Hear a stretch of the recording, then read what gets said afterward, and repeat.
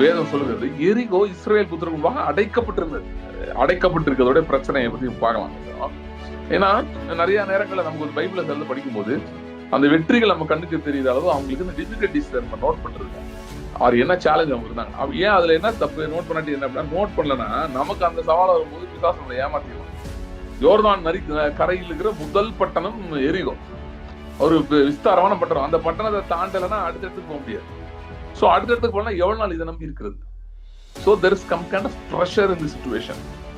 என்ன ப்ரெஷர் இருக்கு அப்படின்னு பாத்தீங்கன்னா, resources will be depleting day by day, குறைஞ்சு போகுது. 100 டன் இருக்கு முதல்லாம், கொஞ்சம் இல்லைங்க, 6 லட்சம் புருஷர் மட்டும் இருக்காங்க. அப்படி இப்படி கணக்கு பண்ணி பாத்தீங்கன்னா இருக்கிற 20 லட்சம் பேர் இருக்கிற ஆடு மாடுலாம் இருக்கு. எவ்வளவு பேர் கூட்டம் பண்ணுங்க. சில பேரை பிசாசு சொல்லிட்டு இருக்கான், நீ சும்மா அந்த விசுவாசம் அது பண்ணி பாரு எவ்வளவு பெரிய போராட்டம் இருக்குன்னு. அந்த லூசு போயிட்ட சொல்லுங்க, டே அப்படி இல்லைனாலும் பிரச்சனை வரும்டா, வரதான் போகுது. நான் என்ன பண்றேன், பிரச்சனையை சந்திக்கிறதுக்கு முன்னாடி நானே அதுக்கு எதிராக போயிட்டேன்னா எனக்கு அட்வான்டேஜ். அது மட்டும் இல்ல, 2 விதமான பிரச்சனை இருக்கு. ஒண்ணு, நீங்க அப்படியே உட்காந்து இருக்கிற இடத்துல இருந்தா பிரச்சனை வரும். அந்த பிரச்சனைல எந்த புண்ணியமும் கிடையாது. ஆனால் இந்த பிரச்சனை அப்படி இல்லை. நீங்க விசுவாசத்தை துவக்க ஆரம்பிச்சிருக்கிறீர்கள். மன்னா வாழ்க்கை எனக்கு போதும், கர்த்தாவே நான் நிறைவுக்குள்ள வரணும். எத்தனை பேர் நிறைவுக்குள்ள வரணும்னு சொல்றீங்க. அதாவது எனக்கு ஏதோ போகுது ஆண்டவரே, ஆனா இது பத்தாது, நான் ஒரு நிறைவுக்குள் வர விரும்புகிறேன். தேவனோட இருக்கிற உறவில் சரி, பொருளாதாரத்துல சரி, சரீர சுகத்துல சரி, குடும்பத்துல சரி, எல்லாத்துலயும் நான் ஆண்டவரே உங்களுடைய பரிபூர்ண நீர் என்ன பெர்ஃபெக்டா வைத்திருக்கு அதுக்கு நான் போக விரும்புகிறேன். அவர்களுக்கு காணான் வாக்கு பண்ணினீர், அது மாதிரி எனக்கு பாலும் தேனும் ஓடுகிற வாழ்க்கை எனக்கு வாக்கு பண்ணியிருக்கிறீர். சகலவித ஆசீர்வாதங்களால், ஆபிரகாமின் ஆசீர்வாதங்களால் நிரப்பப்பட்ட வாழ்க்கை, போதுமானதிலும் மிகவும் அதிகமான காரியங்களோடு நான் வாழ்கிற வாழ்க்கை, பல பேருக்கு தைரியமா கொடுக்கக்கூடிய வாழ்க்கை. அப்ப எனக்கு எக்ஸஸ் இருந்தாலும் கொடுக்க முடியும். சோ அப்படிப்பட்ட வாழ்க்கையை வேணும். எத்தனை பேர் ஜெபிச்சிருக்கீங்க? ஜெபிச்சதுக்கு பிரச்சனை எத்தனை பேருக்கு வந்திருக்கு? அப்பனா நீங்க கரெக்டா இருக்கீங்க. யார பக்கம் தான் சொல்லுங்க, கரெக்டா தான் போயிட்டு இருக்கீங்க. அவன் சொன்னபடி அவனுக்கு ஆகும். ஆகையால் ஜெபத்தில் எவைகளை கேட்பீர்களோ அவைகளை பெற்றுக்கொள்வோம் என்று விசுவாசிங்கள், அப்பொழுது அவைகளை உங்களுக்கு உண்டாகும். நீ வாயை திறந்து பேச ஆரம்பிச்சாதான் உன் அற்புதம் நடக்கும். இதுதான் புதிய உடன்படிக்கை. Name it and claim it இந்த ஃபெய்த் பிரீச்சர் பேசுறாங்க. சும்மா சொல்லி அதுதான்டா வாழ்க்கையே. உனக்கு நீ புக் ஒழுங்கா படிக்காம உட்காந்து யாரும் சொன்னேன் வேத புரட்டர்கள் அப்படின்னு அடுத்தவங்களை சொல்றவங்க வேதத்தை இன்னும் சரியாக புரட்டவே இல்லை. அதனாலதான் யாரெல்லாம் இவன் தப்பு அவன் தப்பு, இந்த இவர் ராங் டாக்டர். படிங்கடா, பைபிளை படிக்காம என்னடா பேசுறீங்க? எதையோ படிச்சுட்டு எவனோ என்னைக்கோ திண்ணையில படிச்சுட்டு சொன்னதெல்லாம் கேட்டு வச்சுட்டு இதுதான் கர்த்தர் இப்படிதான் செய்தாருன்னு வச்சுட்டு உட்காந்துருக்காங்க. உப்பானது சாரமற்று போனால் எதனால் சாரமாக்க விடும் சொன்னாரு ஆண்டவர் சொன்னாரு. அதே மாதிரி கிறிஸ்தவர்கள் பைபிளையே ஒழுங்கா படிக்கவில்லை என்றால் அவர்கள் சாரமற்ற உப்பாக தான் இருப்பார்கள்.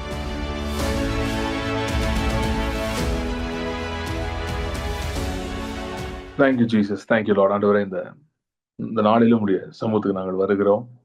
கர்த்தாவே, உடைய வல்லமையுள்ள வார்த்தை எங்களை ஆளும்படியா நாங்கள் ஜெபிக்கிறோம்.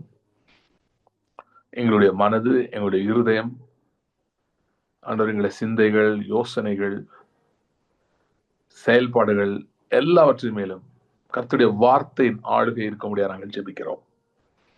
வானத்தையும் பூமியையும் உண்டாக்கின உம்முடைய வார்த்தை எங்களையும் ஆளட்டும், எங்கள் மேல் ஆதிக்கம் செலுத்தட்டும். ஆண்டவரை, கேட்கிற ஒவ்வொருக்காகவும் நான் ஜெபிக்கிறேன். இப்ப பார்க்கிறவர்கள், இனிமேல் இதை கேட்க போகிறவர்கள் ஒவ்வொருவருக்காகவும் ஜெபிக்கிறேன். ஒவ்வொருவரும் இவைகளை புரிந்து கொள்ளவும், உடைய வார்த்தையின் ஆளுகைக்கு தங்களை விட்டுக் கொடுக்கவும், அதற்கு இடம் கொடுக்கவும் உதவி செய்வீராக. இயேசு கிறிஸ்துவின் நாமத்தில் ஜெபிக்கிறோம் பிதாவே, ஆமென். யோசுவா 6 அதிகாரம் முதல் வசனத்திலிருந்து வாசிக்கிறேன். எரிகோ இஸ்ரவேல் புத்திரருக்கு முன்பாக அடைக்கப்பட்டிருந்தது. ஒருவரும் வெளியே போகவும் இல்லை, ஒருவரும் உள்ளே வரவும் இல்லை. கர்த்தர் யோசுவாவை நோக்கி, இதோ எரிகோவையும் அதன் ராஜாவையும் யுத்த வீரரையும் உன் கையில் ஒப்புக் கொடுத்தேன். யுத்த புருஷராகி நீங்கள் அனைவரும் பட்டணத்தை சூழ்ந்து ஒரு தரம் சுற்றிவார்கள். இப்படி 6 நாள் செய்ய கடவீர்கள். 7 ஆசாரியர் பெட்டிக்கு முன்பாக 7 கொம்பு எக்காலங்களை பிடித்துக் கொண்டு போக வேண்டும். 7ஆம் நாளில் பட்டணத்தை 7 தரம் சுற்றி வர கடவர்கள். ஆசாரியர் எக்காலங்களை ஊத வேண்டும். அவர்கள் இந்த கொம்புகளினாலே நெடுந்தொனி இடும் போதும் நீங்கள் எக்கால சத்தத்தை கேட்கும் போதும் ஜனங்கள் எல்லாரும் மகா ஆரவாரத்தோட ஆர்ப்பரிக்க கடவர்கள். அப்பொழுது பட்டணத்தின் அலங்கம் இடிந்து விடும். உடனே ஜனங்கள் அவரவர் தங்களுக்கு நேராக ஏற கடவர்கள் என்றார். அந்தபடியே நூனின் குமாரனாக யோசுவா ஆசாரியரை அழைத்து, உடன்படிக்கை பெட்டி எடுத்துக்கொண்டு போங்கள். தொனிக்கும் 7 எக்காலங்களையும் 7 ஆசாரியர்கள் கர்த்தருடைய பெட்டிக்கு முன்பாக பிடித்துக் கொண்டு போக கடவர்கள் என்று சொல்லி ஜனங்களை நோக்கி யுத்த சன்னதரானவர்கள் கர்த்தரின் பெட்டிக்கு முன் நடக்க கடவர்கள் என்றான். யோசுவா ஜனங்களிடத்தில் பேசின உடனே தொனிக்கும் 7 எக்காலங்களை பிடித்திருக்கிற 7 ஆசாரியர் கர்த்தருக்கு முன்பாக நடந்து எக்காலங்களை ஊதினார்கள். கர்த்தருடைய உடன்படிக்கை பெட்டி அவர்களுக்கு பின் சென்றது. எக்காலங்களை ஊதுகிற ஆசாரியருக்கு முன் யுத்த சன்னதரானவர்கள் நடந்தார்கள். பின் தண்டு எக்காலங்கள் ஊதப்படும்போது பெட்டிக்கு பின் சென்றது. யோசுவா ஜனங்களை நோக்கி, நாம் சொல்லும் நாள் மட்டும் நீங்கள் ஆர்ப்பரியாமலும் உங்கள் வாயிலாம் சத்தம் காட்டாமலும் இருங்கள். உங்கள் வாயிலிருந்து ஒரு பேச்சும் புறப்பட வேண்டாம். ஆர்ப்பரியுங்கள் என்று உங்களுக்கு நான் சொல்லும் நாளிலே ஆர்ப்பரிப்பீர்களாக என்று கட்டளையிட்டு இருந்தான். அப்படியே கர்த்தரின் பெட்டியை பட்டணத்தை சூழ்ந்து ஒரு தரம் சுற்றி வரப்படினான். அவர்கள் திரும்ப பாளையத்தில் ராத்தங்கினார்கள். யோசுவா அதிகாலமே எழுந்திருந்தான். ஆசாரியர்கள் கர்த்தரின் பெட்டியை சுமந்து கொண்டு போனார்கள். தொனிக்கும் 7 எக்காலங்களை பிடிக்கிற 7 ஆசாரியர்களும் எக்காலங்களை ஊதிக்கொண்டே கர்த்தரின் பெட்டிக்கு முன்பாக நடந்தார்கள். யுத்த சன்னத்தரானவர்கள் அவருக்கு முன்னாலே நடந்தார்கள். பின் தண்டோவனில் எக்காலங்கள் ஊதப்படுகையில் கர்த்தரின் பெட்டிக்கு பின் சென்றது. 16வது வசனம் ஆகிறேன். 7ஆம் தரம் ஆசாரியர்கள், அதாவது 7ஆம் தரம் ஆசாரியர் எக்காலங்களை ஊதுகையில் யோசுவா ஜனங்களை நோக்கி, ஆர்ப்பரியுங்கள், பட்டணத்தை கர்த்தர் உங்களுக்கு ஒப்பு கொடுத்தார். 20வது வசனம். எக்காலங்களை ஊதுகையில் ஜனங்கள் ஆர்ப்பரித்தார்கள். எக்கால சத்தத்தை ஜனங்கள் கேட்டு மகா ஆரவாரத்தோடு முழங்குகையில் அலங்கம் இடிந்து விழுந்தது. உடனே ஜனங்கள் அவரவர் தங்களுக்கு நேராக பட்டணத்தில் ஏறி பட்டணத்தை பிடித்து பட்டணத்தில் புருஷரையும் ஸ்திரீகளையும் வாலிபரையும் கிழவரையும் ஆடு மாடுகளையும் கழுதைகளையும் சகலத்தையும் பட்டை கருங்கினால் சங்காரம் பண்ணினார்கள். ஒரு பெரிய பேசேஜ் படிச்சோம் யோசுவா 6ஆம் அதிகாரத்துல இருந்து. சோ இது பாத்தீங்கன்னா இந்த கொஞ்ச நாட்கள் அந்த யோர்தானை பத்தி நம்ம பார்த்தோம். அப்புறம் போன மீட்டிங்ல நம்ம அந்த உலர்ந்த எலும்புள்ள பள்ளத்தாக்கு அதை பத்தி படிச்சோம். சோ இப்போ இந்த யோசுவா 6ஆம் அதிகாரத்துல இருந்து பார்க்க போறோம். டாபிக் அதே டாபிக் தான். இல்லாதவளை இருக்கிறது போல் அழைக்கிறது எப்படி? How do you call things that are not as though they are? இல்லாதவளை இருக்கிறது போல அழைப்பது, அதுதான் நம்முடைய தலைப்பு. அதை தொடர்கிறோம். அதனுடைய இன்னும் சில ஆழங்களை நாம் அறிகிறோம். அதுக்குதான் இந்த இது. பை தி வே, ஒரு முக்கியமான அனௌன்ஸ்மெண்ட். சாட்சிகள் யாராவது சொல்லணும்னு விரும்புனீங்கன்னா நீங்க பிரதர் மாதரசன் அவங்க நம்பர் உங்களுக்கு எல்லாருக்கும் தெரியும் நினைக்கிறேன். ஸோ அவர்கிட்ட ஒரு மெசேஜ் மாதிரி போட்டு விடுங்க. இந்த மாதிரி நான் டெஸ்டிமனி சொல்லணும்னு. ஸோ வர்ற வெனஸ்டே மீட்டிங்ல டெஸ்டிமனி ஒரு 2-3 பீப்புளுக்கு டைம் கொடுக்கலான் இருக்கேன். ரொம்ப நாள் ஆச்சு கொடுத்து. அதனால சொல்லணும்னா அவர்கிட்ட இது பண்ணுங்க. ஸோ 2 to 3 பீப்புள் ஃபர்ஸ்ட் யாரெல்லாம் கொடுக்குறீங்களோ அவங்களுக்கு ப்ரிஃபரன்ஸ். டெஸ்டிமனின்னு சொல்லும்போது மோஸ்ட்லி இந்த டீச்சிங் ரிலேட்டடா நீங்க சொல்றது எல்லாருக்கும் கேட்கறவங்களுக்கு பிரயோஜனமா இருக்கும். நம்ம என்ன டீச் பண்றோம் அதுக்கு சம்பந்தப்பட்ட டெஸ்டிமனிஸ் நீங்க சொல்லலாம். அது நான் உங்களுக்கு ஏதாவது சொல்லி தான் நடந்துக்கணும்னு அவசியம் இல்லை. நீங்களே விசுவாசத்துல எதை செயல்படுத்தி பெற்றுக்கொண்டாலும் அதையும் சொல்லலாம். எப்படிப்பட்ட சாட்சியா இருந்தாலும் சரி, ஆனா சம்பந்தப்படோடு இருக்க மாதிரி சொல்லுங்க. இருந்தா சொல்லுங்க, சரியா? பிரதர்கிட்ட கான்டாக்ட் பண்ணி நீங்க சொல்லிக்கலாம். சரி, ஓகே, ரைட். ஸோ இல்லாதவங்களை இருக்கிறது போல அழைப்பது எப்படி? ஸோ அதான் பார்த்துட்டு இருக்கோம். இன்னைக்கு இந்த யோசுவா 6ஆம் அதிகாரத்துல நாம் சில காரியங்களை பார்க்கலாம். யோசுவா 6ஆம் அதிகாரம் இவர்கள் 3ஆம் அதிகாரம் ஒரு முக்கியமான அதிகாரம். ஏன்னா அவர்கள் யோர்தானை கடக்கிறது பத்தி அதுல வருது. அது ஒரு முக்கியமான ஸ்டெப்பு. யோர்தானை கடந்த பின்பு அடுத்து முக்கியமானது என்னன்னு சொல்லி பாத்தீங்கன்னா, யோர்தானை கடக்கிறது முக்கியமான ஒரு ஸ்டெப். அதுக்கு அடுத்து முக்கியமானது என்னன்னா இந்த எரிகோ. ஏன்னா இந்த எரிகோ ஒரு சாதாரண பட்டணம் கிடையாது. இது மிகவும் அரணிப்பானது என்று வேதம் சொல்லுகிறது. மிகவும் அரணிப்பானதுன்னா, அதாவது ஃபோர்ட்ரஸ். ஓகே, ஃபோர்ட்ரஸ் என்ன? அதாவது கோட்டைன்னு சொல்லுவாங்களா, அந்த மாதிரி. ஸோ அதுல லேசில் யாரும் உள்ள போக முடியாது. அவங்க மனசு வச்சாதான் கதவு திறக்க முடியும். கதவு திறக்கிறதே கஷ்டம் அப்படின்னு சில பேர் சொல்றாங்க. அப்படிப்பட்ட கதவுகள் இருந்தது. இரும்பு கதவுகள் இருந்தது, திறக்க முடியாத கதவுகள், வெண்கல கதவுகள், அந்த மாதிரிலாம் இருந்துச்சு. ஸோ அதனால லேஸ்ல திறக்க முடியாது. ஸோ மிகவும் கடினமான ஒண்ணு. இதை தாண்டி போக முடியாது யாருமே. இந்த பட்டணங்கள்லாம் பார்த்தீங்கன்னா பல வருஷங்களாக இவர்கள் அந்த எமோரியர் என்று சொல்லப்படுகிற கண்ட்ரோல் இருந்தது. அதுலதான் ராட்சதர்கள்லாம் இருந்தாங்க. ஸோ யோர்தானை கடந்து போய் மேற்கொண்டவனா ரொம்ப முடியாத காரியம். அது ஆபிரகாம் காலத்துல இருந்து இவங்களாம் அங்கதான் இருக்காங்க. எமோரியர்லாம் அங்க இருக்காங்க. ஸோ அவங்க பல வருஷங்களாக அவர்கள் ஆண்டு கொண்டிருக்கிறார்கள். அவங்க கிட்டக்கெல்லாம் யாரும் போக முடியாது. ஸோ மிகவும் கடினமானது. ஸோ 6ஆம் அதிகாரம் சில 2வது சொல்லியிருக்க மாதிரி கரெக்டா சொல்லியிருக்கு. என்னன்னா, வேதம் சொல்லுகிறது எரிகோ இஸ்ரவேல் புத்திரருக்கு முன்பாக அடைக்கப்பட்டிருந்தது. சரியா? சோ இப்ப இந்த சிச்சுவேஷனுடைய கிரேவிட்டி, அடைக்கப்பட்டிருக்கிறதோட பிரச்சனையை பத்தி பார்க்கலாம் கொஞ்சம். ஏன்னா நிறைய நேரங்கள்ல நமக்கு பைபிள செல்ல படிக்கும்போது அந்த வெற்றிகள் நம்ம கண்ணுக்கு தெரியுற அளவு அவங்களுக்கு இந்த டிஃபிகல்டிஸ் நம்ம நோட் பண்றது இல்லை. அவர் என்ன சேலஞ்ச் அவங்க இருந்தாங்க. ஏன் அதுல என்ன தப்பு நோட் பண்ணாட்டி என்ன அப்படின்னா, நோட் பண்ணலன்னா நமக்கு அந்த சவால் வரும்போது பிசாசு நம்மளை ஏமாத்திடுவான். இந்த மாதிரி சவால் இருக்கும்போது அவங்களுக்கு என்ன பிரச்சனையே இல்லப்பா, ஈஸியா இருந்துச்சுன்னு சொல்லிடுவான். அதனால ஜெயிச்சாங்க. நீ உனக்கு அப்படிலாம் இல்லையா, உனக்கு ரொம்ப கஷ்டமா இருக்கே, நீ எப்படி ஜெயிப்பன்னு கேட்பான். ஸோ அதனால we should always understand the context and circumstances எப்படிப்பட்டதா இருந்தது. இப்ப என்ன முக்கியமான ஒரு ஃபேக்டர் பாத்தீங்கன்னா, மன்னா நின்று போய் விட்டது. யோசுவா 5ஆம் அதிகாரம் படிச்சு பாத்தீங்கன்னா, அவர்கள் யோர்தானை கடந்து இந்த தேசத்துக்குள்ள நுழைந்தவுடன், அதாவது இந்த எரிகோவின் சமனான வெளிகள் அங்கதான் இருக்காங்க. எரிகோடைய அவுட்ஸ்கர்ட்ஸ் ஆஃப் ஜெரிகோ அங்க இருக்கிறாங்க.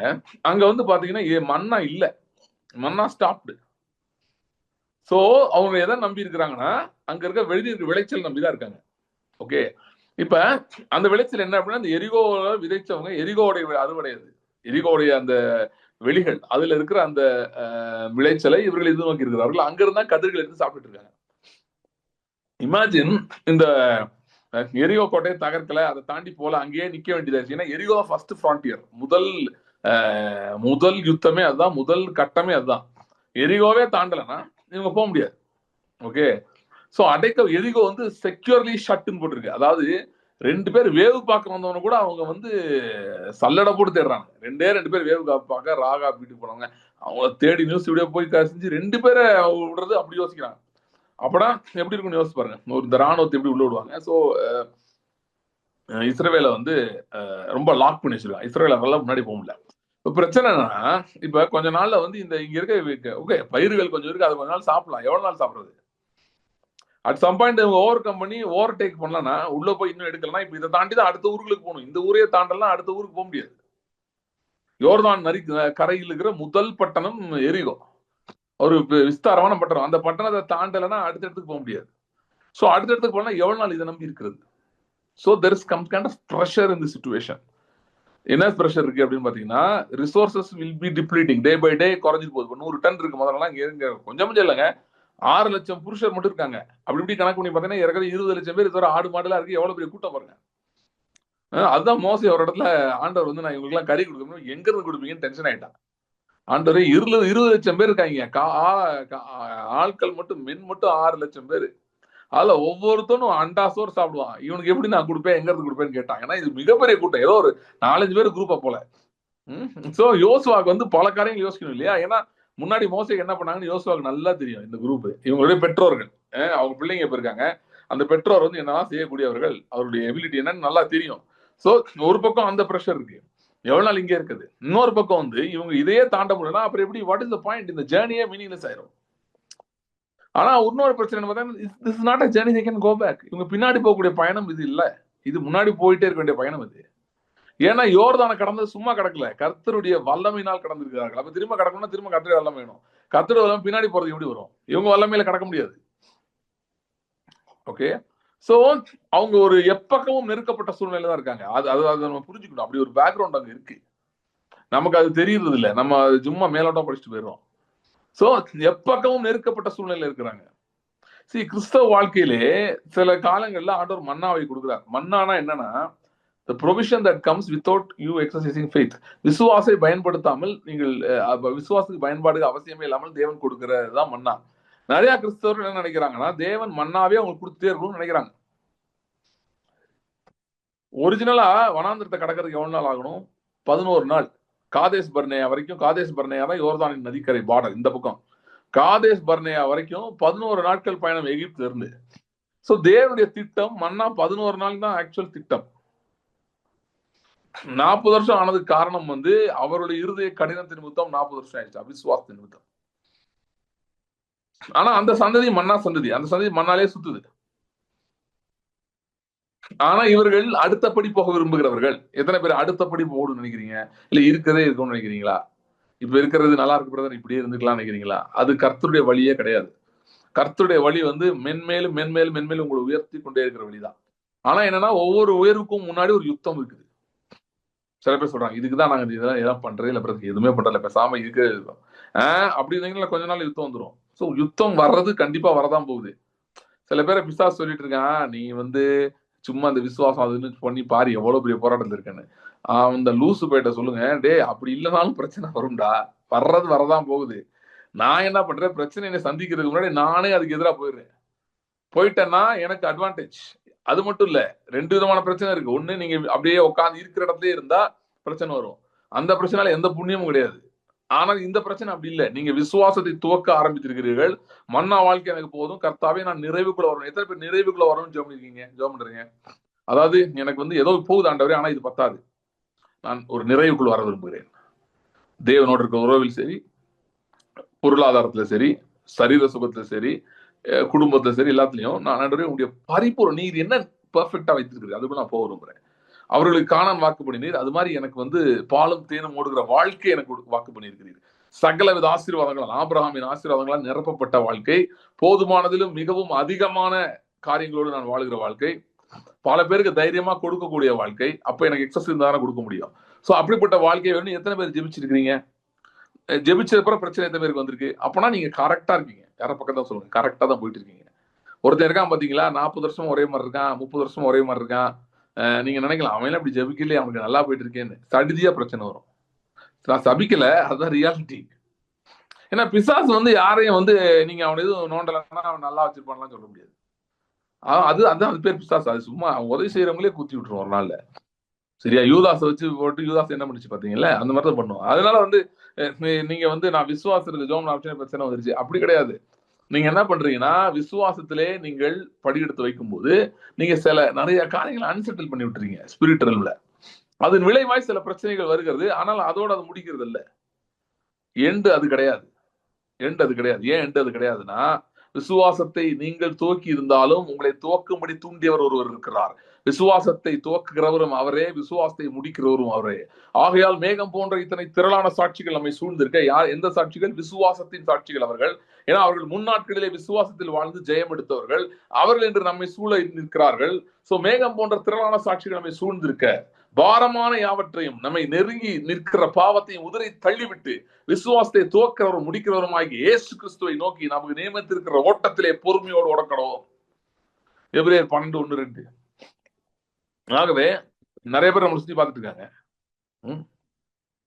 இப்ப நீங்க எல்லாம் அது எப்படி பாக்குறீங்க தெரியல, பட் இதுதான் ரியாலிட்டி. இப்ப ஜெரி சேவல் இருக்காரு, அவர் இறந்துட்டாரு, அவர் தேவராஜ்யத்துல போயிட்டாரு. அவர் எவ்வளவு விசுவாசத்தின் பெரிய காரியங்களை செய்தார். டெஸ்டிமனிஸ் எல்லாம் கேட்டீங்கன்னா பயங்கரமா இருக்கும்.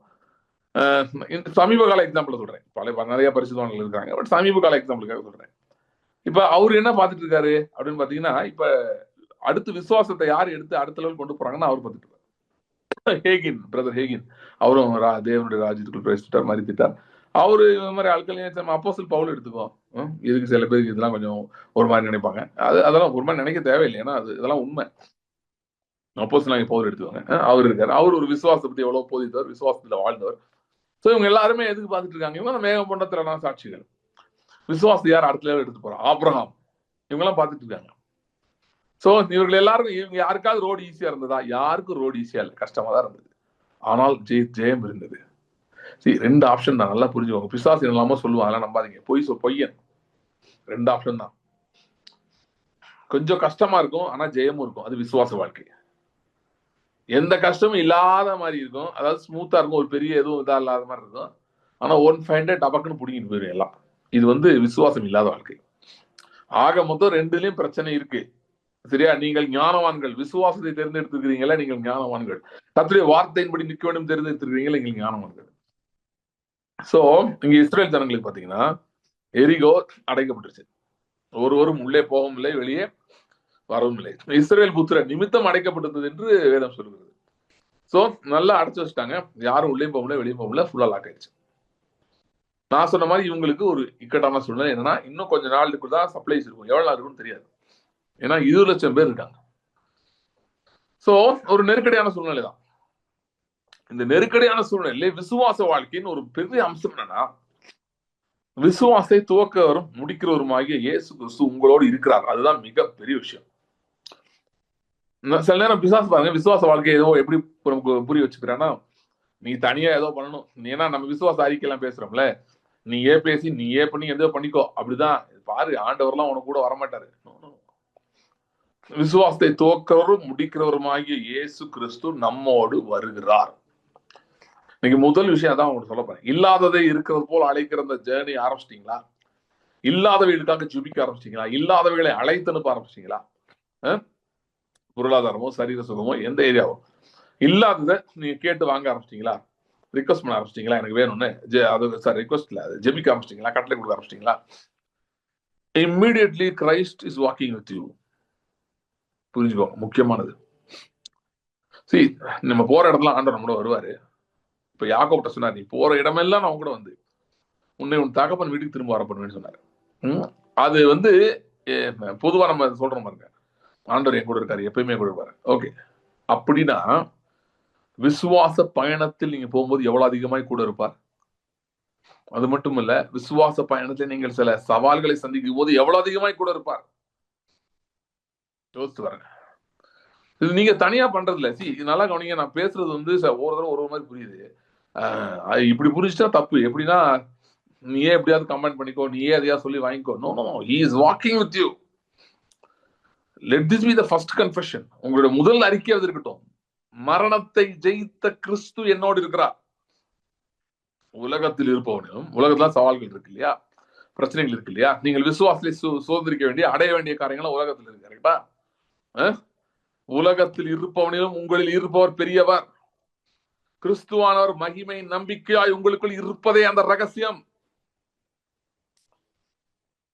உங்களுடைய பயணத்திலே கிறிஸ்து உங்களோடு இருக்கிறார். எங்க இருக்கிறாருங்க? அவர் ஃபீல் பண்ண முடியலையே.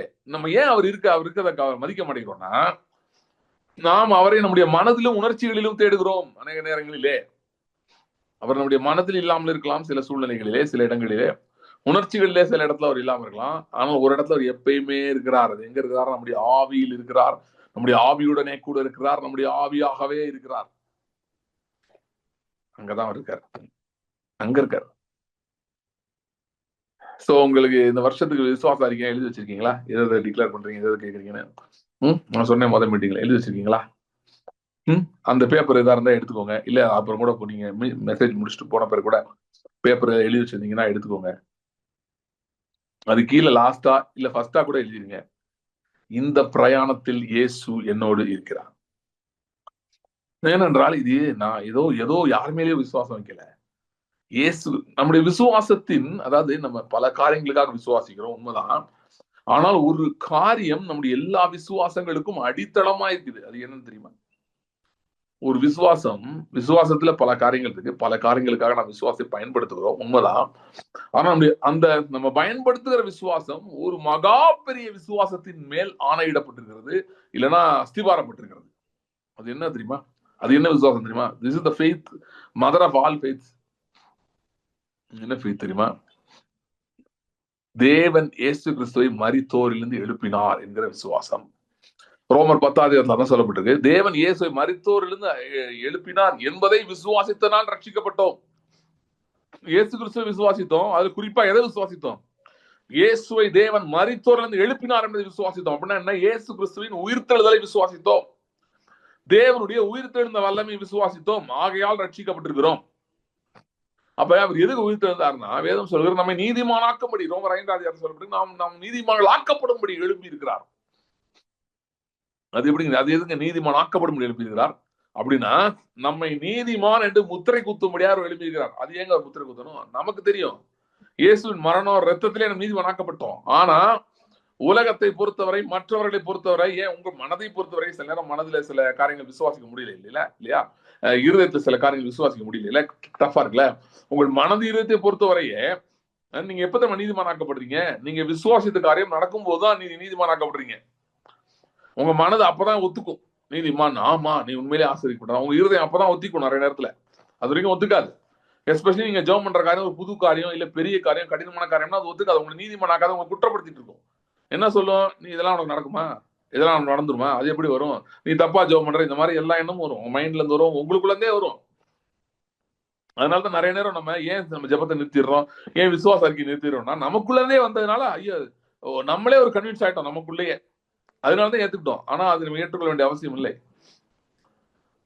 சோ உங்க ஆத்மா, உங்க மனது எப்போ உங்களுக்கு நீதிமான் ஒத்துக்கும்னா, எப்போ உங்களுக்கு அற்புதம் நடக்குதோ அப்பதான் ஒத்துக்கும். சோ அதனாலதான் இயேசு கிறிஸ்து நம்மை நீதிமான் ஆக்கினார் அவருடைய ரத்தத்தினாலே. ஆனால் ஜனங்களுக்கு முன்பாக, ஓகே, தேவராஜ்யத்துக்கு வெளியே இருக்கிறவைகள், அவைகளுக்கு முன்பாக சில நம்முடைய மனதும் இருதயம் சில பகுதிகளில் தேவராஜ்யத்துக்கு வெளியதான் இருக்கு. மீனிங் பயத்தினால் ஆளப்பட்டிருக்கலாம், கவலையினால் ஆளப்பட்டிருக்கலாம், சில சோர்வுகளால் ஆளப்பட்டிருக்கலாம். அப்படி அந்த மாதிரி பகுதிகள்லாம் நாம் நீதிமான இப்ப அதுல எங்க நீதிமான் ஆக்கப்படுறோம்னா, எப்ப அற்புதம் நடக்குதோ, எப்ப அந்த எதற்காக விசுவாசித்தீர்களோ அந்த பதில் வருதோ அப்பதான் நம் நீதிமான் ஆக்கப்படுகிறோம். அந்த பகுதிகளில் கரெக்டா. அதற்காக தான் இயேசு உயிரோடு எழும்பினார். He rose up to justify you before the eyes of others. For example, இப்ப யாக்கோபை அவனுடைய இருதயம் எப்ப நீதிமானித்தது தெரியுமா? யோசேப்பின் வண்டிகளை பார்த்தப்ப. ஏன்னா அவனுக்கு வந்து யோசேப்பு போயிட்டான் அப்படின்னு நியூஸ் வந்துருச்சு. வந்தோடனே அவன் பயந்துட்டான். மேபி நினைச்சிருக்கலாம் அவனுடைய கடந்த கால தவறுகள்லாம் வந்துருச்சு. இப்ப நம்ம எத்தனை பேரை ஏமாத்தணும், அவன் ஏமாத்தணும், பிசா சொல்லியிருப்பான் கண்டிப்பா. அவன்கிட்ட சொல்லிருக்க மாட்டான்னு நினைக்கிறீங்களா? நம்ம எல்லாரையும் ஏமாத்தணும், நம்ம கடைசியில் ஆப்படிச்சிட்டாங்க பாரு, பெரிய ஆப்பாடிச்சிட்டாங்க. நமக்கு ஒரே பையன், அவனை வந்து ஒரே பையனா நிறைய பேர் இருந்தாங்க, ஆனா எனக்கு ஒரு பையன் மாதிரிதான். யோசேப் மேலதான் உங்களுக்கு பிரியத்தை வச்சிருந்தான். ராகேல் ரொம்ப பிடிக்கும். ராகேல் உயிரோடு இல்லை, சரி ராகேல் பையன் இருக்கான் அப்படின்னு சொல்லி அவன் மேல எல்லா அன்பு வச்சிருந்தான். அவனை காணட்டானுங்க. மிருகம் கொண்டு போட்டுருச்சுன்றானுங்க, ஆடு ரத்தம்ன்றானுங்க. சாரி, ஆடு ரத்தம் இல்ல, ஆடு ரத்தத்தை முக்கி கொண்டு வந்து கொடுத்துட்டானுங்க, சொல்லிட்டானுங்க. ஆனா அவனை பொறுத்தல அவனுக்கு அவ்வளவுதான் லாஸ்ட் கேஸ். சோ அவனுடைய இறுதி அவனை வாதித்து கொண்டிருக்கிறது. நீ ஏதோ தப்பு பண்ணிட்டாதான் இப்படி ஆயிடுச்சு, ஏதோ நீ பண்ண பாவத்துக்கு அனுபவிக்கிற. சோ அப்படி இருந்துட்டு இருக்கான், நீ பண்ண தப்பு. ஏன்னா இல்லைன்னா வாக்குத்தத்தம் ஒரு ஒர்க் ஆகலையே இங்க. ஆண்டவர் இப்படி சொல்லவே இல்லையே பிள்ளைங்களை பத்தி, ஆனா வாக்குத்தத்தம் ஒர்க் ஆகலையே. அப்பனா என்ன அர்த்தம்? ஏதோ தப்பு இருக்கிற மேல, அதானே நீ ஏதோ பாவம் செஞ்சுட்ட அப்படின்னு அவனுடைய மனசாட்சியை வாதிக்கிறது. வேதனையில இருக்கிறான், ஒரு உள்ளுக்குள்ளே செத்தவனாவே ஆயிட்டான். அப்படிதான் அவன் சொல்றான், நான் இப்பவே எனக்கு செத்த மாதிரிதான் அப்படின்ட்டான். அப்பவே நான் சஞ்சலத்தோட என் மகனிடத்தில் பாதாளத்துக்கு இறங்குவேன் அப்படின்றான். ஆதியாகமம் 37. சோ அப்படி இருந்த யாக்கோபு, அவனுக்கு கர்த்தர் சத்தமும் கேட்கலங்க பல வருஷமா. ஏன்னா இந்த மாதிரி ஆயிடுச்சு. அவனுடைய அந்த குற்ற மனசாட்சி மேற்கொண்டுருச்சு, ஓவர் கம் பண்ணி அவனை அமுக்கிடுச்சு, கீழே தள்ளிடுச்சு. சோ அந்த அதாவது உங்க குற்ற மனசாட்சி பிசாசு எப்படி நம்ம பயங்கரமா பயன்படுத்துவான். நீங்களே ஒரு அடி வாங்கி உட்காந்துருக்கும் போது, யாரா அப்படி இருக்கீங்களா பாத்துட்டு இருக்கோங்க. அதாவது நீங்களே ஒரு கஷ்டத்துல போயிட்டு இருக்கீங்க, அப்போ உங்களுக்குள்ள பயங்கரமான எண்ணங்கள், ஐயோ நம்ம பண்ண தப்புனாலதான், நம்ம அன்னைக்கு எல்லாம் முடிவு எடுக்கல, அன்னைக்கு இப்படி செய்யல, இன்னைக்கு தவறிட்டோம், அது பண்ணிட்டோம், இது பண்ணிட்டோம், அதனால இப்ப அனுபவிக்கிறோம், அப்படிலாம் வருதுன்னா இன்றைக்கு திடன் கொள்ளுங்கள், அது கர்த்தரிடமிருந்து வரவில்லை, அது சத்தியமும் அல்ல. நீங்கள் இயேசு கிறிஸ்துவின் விலையேற பெற்ற ரத்தத்தினாலே நீதிமான்கள் ஆக்கப்பட்டீர்கள் என்பதுதான் சத்தியம். அந்த ரத்தத்தை பிடித்துக் கொள்ளுங்கள், அந்த வார்த்தையை பிடித்துக் கொள்ளுங்கள். கொஞ்ச நாள்ல உங்கள் நீதி வெளியரங்கமாகும், உங்கள் நியாயம் வெளியரங்கமாகும், பூலோகத்தார் யாவரும் அதை காண்பார்கள். குற்றம் மனசாட்சியை தூக்கி எறியுங்க, அதுக்கு இடம் கொடுக்காதீங்க. உங்க ஜெயத்துக்கும் இந்த குற்ற மனசாட்சிக்கும் சம்பந்தமே கிடையாது, ரெண்டும் ஆப்போசிட் டைரக்ஷன்ல போகுது. Don't give room. நீங்க தவறு பண்ணிருக்கலாங்க, நீங்க எல்லாம் பெர்ஃபெக்டா பண்ணீங்கன்னு நான் சொல்ல வரல. நானும் தவறு பண்ணிருக்கேன், நீங்களும் பண்ணீங்க, எல்லாருமே பண்றோம். நமக்கு சிலது இன்னும் தெரியல, கொஞ்சம் கொஞ்சமா லேர்ன் பண்ணிட்டு இருக்கோம். சோ நம்ம எல்லாரும் வந்து இப்ப பூர்ண அடையல, உண்மைதான். அதே நேரத்துல அதை யோசித்து கொண்டிருக்கணும்ன்றதுல எந்த புண்ணியமும் கிடையாது, பிரயோஜனமும் கிடையாது. ஓகே, ஒரு விஷயம் உங்களுக்கு எப்பயுமே தோல்வியா இருக்கா, பயமா இருக்கா, நீங்கள் வாக்குத்தத்தத்துக்குள்ள இன்னும் போக ஆரம்பிங்க, கர்த்தருடைய வார்த்தைக்குள்ள போங்க, நீங்க நீதிமான் ஆக்கப்பட்டதை இன்னும் பாருங்க, அதுதான் முக்கியம். see that you are justified, அத பாருங்க. ரொம்ப நீங்க எப்படி எங்க யாராவது என்ன தப்புன்னு பார்க்காதீங்க. அது சிலது உங்க தப்பு நம்ம சரி பண்ண முடியாத இடத்துல சில காரியங்கள்லாம் இருக்கலாம், நடந்துக்கலாம். சிலது உங்க கண்ட்ரோல் இல்லாம இருந்துக்கலாம். அப்ப சொல்லுவான் பாரு பிசாசு, நீ ஏன் கண்ட்ரோல் எடுக்கலன்னு கேட்பான். எஸ், கண்ட்ரோல் எடுக்கணும் தான், உண்மைதான். கர்த்தருடைய வார்த்தையினால அதிகாரம் எடுக்கணும், உண்மைதான். தவறுட்டோம், எல்லாம் உண்மைதான். ஆனா அதை பத்தி ரொம்ப யோசிக்காதீங்கன்னு சொல்றேன். நல்லா கவனிங்க. எப்பயும் பிசாசு பார்த்தீங்கன்னா நீங்க நல்லா இருக்கும் போது குற்ற உணர்வு கொண்டு வர மாட்டான், நீங்க அடி வாங்கும் போது தான் வருவான். ஸோ யாக்கோபு ஒரு மாதிரி உடைச்சிட்டா, ஒரு மாதிரி யாக்கோபு அப்படியே நொந்து போய் உட்காந்துருக்கான். நான் நினைக்கிறேன் அந்த ட்ரெஸ்ஸை பார்த்துட்டே உட்காந்து இருப்பான்னு நினைக்கிறேன், பிரம்ம பிடிச்ச மாதிரி உட்காந்து இருப்பான்னு நினைக்கிறேன். ரூம்குள்ளே உட்காந்து எங்கேயும் பார்க்கணும். அவன் அந்த ரூம்ல ஒரு நாள் உட்காந்துதான் பாருங்க. அந்த ரூம்ல ஒரு நாள் வந்தாங்க எல்லாரும், 11 பேர் வந்தாங்க. உலகத்தை கலக்குகிற 11 பேர் வந்தாங்க. வந்து நேர யாக்கோபு வந்து ஒரு செய்தியை சொன்னார்கள். என்ன செய்தி? யோசேப்பு உயிரோடு இருக்கிறான், அவன் சம்மால எகிப்து தேசம் முழுமைக்கும் அதிபதியா இருக்கிறான்.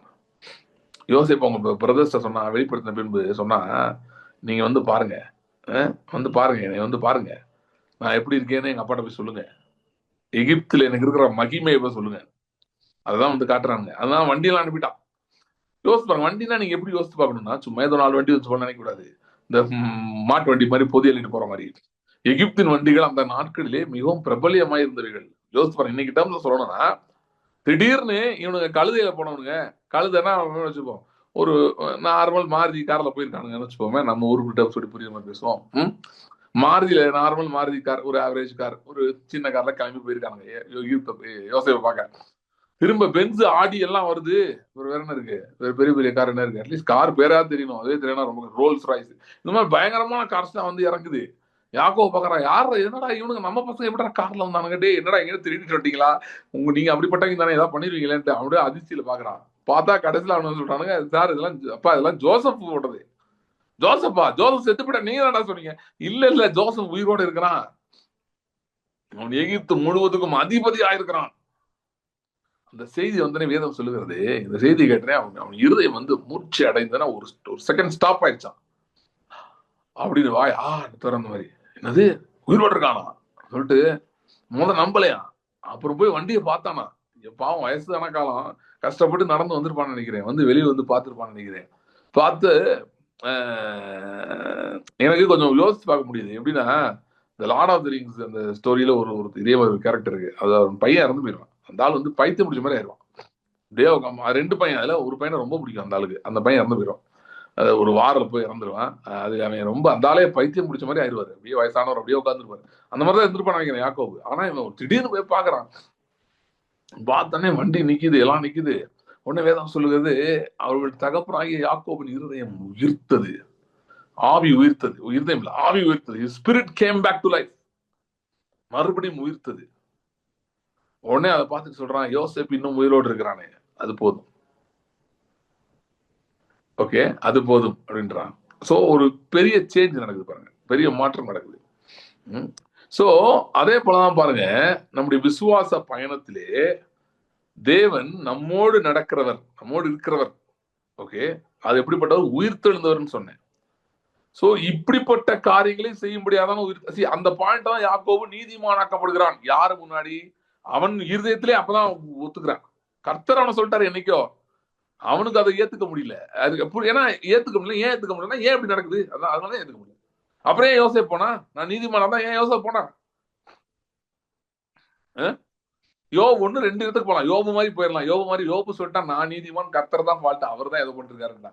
யாக்கோ அப்படி இல்லை, யாக்கோ வேற மாதிரி டைப். அவனுக்குள்ள அவனை நீதிமான் ஏற்றுக்க முடியல. அது எப்படி அவன் நீதிமான் ஆக்குனாரு? அற்புத அடையாளங்களை செய்து. இப்படிப்பட்ட இயேசு நம்மோடு நடந்து கொண்டு இருக்கிறார்.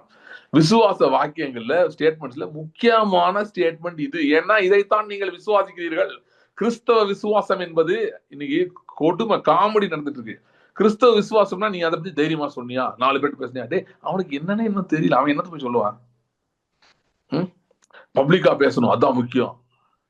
டே உங்களுக்கு தெரியுமா என்னன்னு? தெரியாது. இவங்களுக்கு என்ன தெரியுமா, சில ஸ்டேட்மெண்ட்ஸ் இருக்கு. ஃபெய்த்ன்ற பேர்ல அமெரிக்கால நடந்திருக்கு. ஃபெய்த்ன்ற பேர்ல தே ஆர் எக்ஸர்சைசிங் ரிலிஜன். நம்ம கிறிஸ்தவர்களா சேர்ந்து குரல் கொடுக்கணும். என்னத்த குரல் கொடுப்பீங்க? என்ன குரல் கொடுத்தா என்ன கொடுக்கணும் தெரியுமா? இயேசு உயிரோடு இருக்கிறார், நம்ம குரல் கொடுக்கணும். அதுக்கு ஏத்த மாதிரி நம்முடைய வாழ்க்கையிலே அற்புத அடையாளங்கள் நடக்கணும். அப்போஸ்தலர்களை பார்த்து ஏன் பயந்தாங்க? அற்புத அடையாளம் நடந்ததுனால பயந்தாங்க. சரி, இன்னைக்கு அற்புத அடையாளம் நடக்க மாட்டேங்குது. ஏன் அற்புத அடையாளம் நடக்க மாட்டேங்குதுன்னா, விசுவாசத்தையே டெபினிஷனே மாத்தி வச்சுட்டு இருக்கோம். அதனாலதான். நல்ல வேளைங்க, சுவிசேஷம் வந்து இந்த வெள்ளைக்காரர்கள் தேசத்தை தாண்டி மற்ற தேசங்களுக்கு போச்சு, பைபிள்லாம் வெளியே வந்துச்சு. இல்லைன்னா மோசமா போயிருக்கும். இவங்க என்னத்தையோ பிடிச்சி வச்சுக்கிட்டு விசுவாசம் சொல்லிட்டு இருக்காங்க. நீங்களாம் பார்த்து, ஒரு மிகவும் வயது முதிர்ந்த ஊழியர், அவர் ப்ரோக்ராம் நிறைய பார்த்திருக்கேன் நான். முன்னாடி நிறைய சாட்சிகள்லாம் கொண்டு வந்து இன்டர்வியூ பண்ணுவாரு. நல்ல மனுஷன். அவர் பேசிட்டு இருக்காரு, இஸ்ரவேல் தேசத்தை வச்சுதான் கடவுள் உன்னை ஆசீர்வதிக்கிறோம் சபிக்கிறதோ இருக்குன்னு பேசிட்டு இருக்காரு. யோசிச்சு பார்த்தேன், இது வந்து இந்த காலத்து பொன் கண்ணுக்குட்டினா அது இஸ்ரேல் தான். எகிப்துல இருந்து சொன்னாங்க எனக்கு கண்ணு காண்றமா ஏதாவது கொடுப்பான்னு, பொன் கண்ணுக்குட்டி அது. அது வந்து உட்கார்ந்துருக்குது. கிறிஸ்துவுக்கு தவிர இஸ்ரேல் தான் இருக்கு. இஸ்ரேல வைக்கிறத வச்சுதான் ஆசீர்வதிக்க சபிப்பாரா? இது எவ்வளவு பெரிய கொடுமையா இருக்கு பாருங்க. சரி, ஓகே. சோ இந்த மாதிரி நிறைய காரியங்கள் இருக்கு பாருங்க. ரியல் விசுவாசம் என்ன? நீங்கள் எதை விசுவாசித்தீர்கள்? ரோமர் 10:9-10 அதான் சொல்லிட்டு இருக்கேன். எதை விசுவாசித்தீர்கள்? தேவன் இயேசுவை மரித்தோரிலிருந்து எழுப்பினார் என்பதை விசுவாசினால் ரட்சிக்கப்பட்டீர்கள். ஓகே, அப்பனா கிறிஸ்துவை மரித்தோரிலிருந்து எழுப்பினுடைய ஆவி உங்களில் வாசமாயிருந்தால், ரோமர் 8, கிறிஸ்துவை மரித்தோரிலிருந்து எழுப்பினவர் அதே ஆவினாலே உங்களுடைய சரீரங்களை உயிர்ப்பிப்பார், உங்களுடைய வாழ்க்கையிலும் அற்புதங்களை செய்வார். சொந்த குமார் என்றும் அவரையே பாராம நமக்காக கொடுத்தவர், அவருடைய மற்ற எல்லாவற்றையும் நமக்கு அருளாது இருப்பது எப்படி? ஆகையால் நாம் தைரியம் கொண்டு சொல்லலாமே, தேவன் எனக்கு சகாயர், நான் பயப்படேன், மனுஷன் எனக்கு என்ன செய்வான்? ஆகையால் எதனால? இயேசு உயிர்த்தெழுந்த இயேசு இருக்கிறதுனால, நம் இயேசு ரட்சிக்கப்பட்டிருக்கிறோம், இயேசு கிறிஸ்துவில் விசுவாசம் வைத்திருக்கிறோம். இவ்வளவு இருக்கு, இதெல்லாம் அதுல இருக்கு. சில நேரம் உங்களுக்கு நீங்க இப்போ ஒரு ஒரு வீடுக்காகவோ, ஒரு காருக்காகவோ, இல்ல ஒரு திருமண காரியத்துக்காகவோ, எதுக்கோ நீங்க ஜெபிச்சுட்டு இருக்கீங்க, ஒரு வேலைக்காகவோ ஜெபிச்சுட்டு இருக்கீங்கன்னு வைங்களேன். அது உங்களால கன்ஃபஸ் பண்ணவே கஷ்டமா இருக்குன்னா, at least you can start this confession. என்ன கன்ஃபெஷன் தெரியுமா? உயிர்த்தெழுந்த இயேசு என்னோடு இருக்கிறார், உயிர்த்தெழுந்த இயேசு என்னோடு இருக்கிறார்.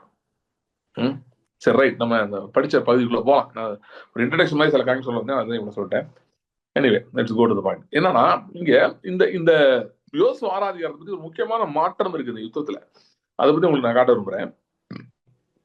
டைம் இல்ல, நீங்க வீட்டுல நீங்க அப்புறம் ஃப்ரீயா இருக்கும்போது படிச்சு பாருங்க.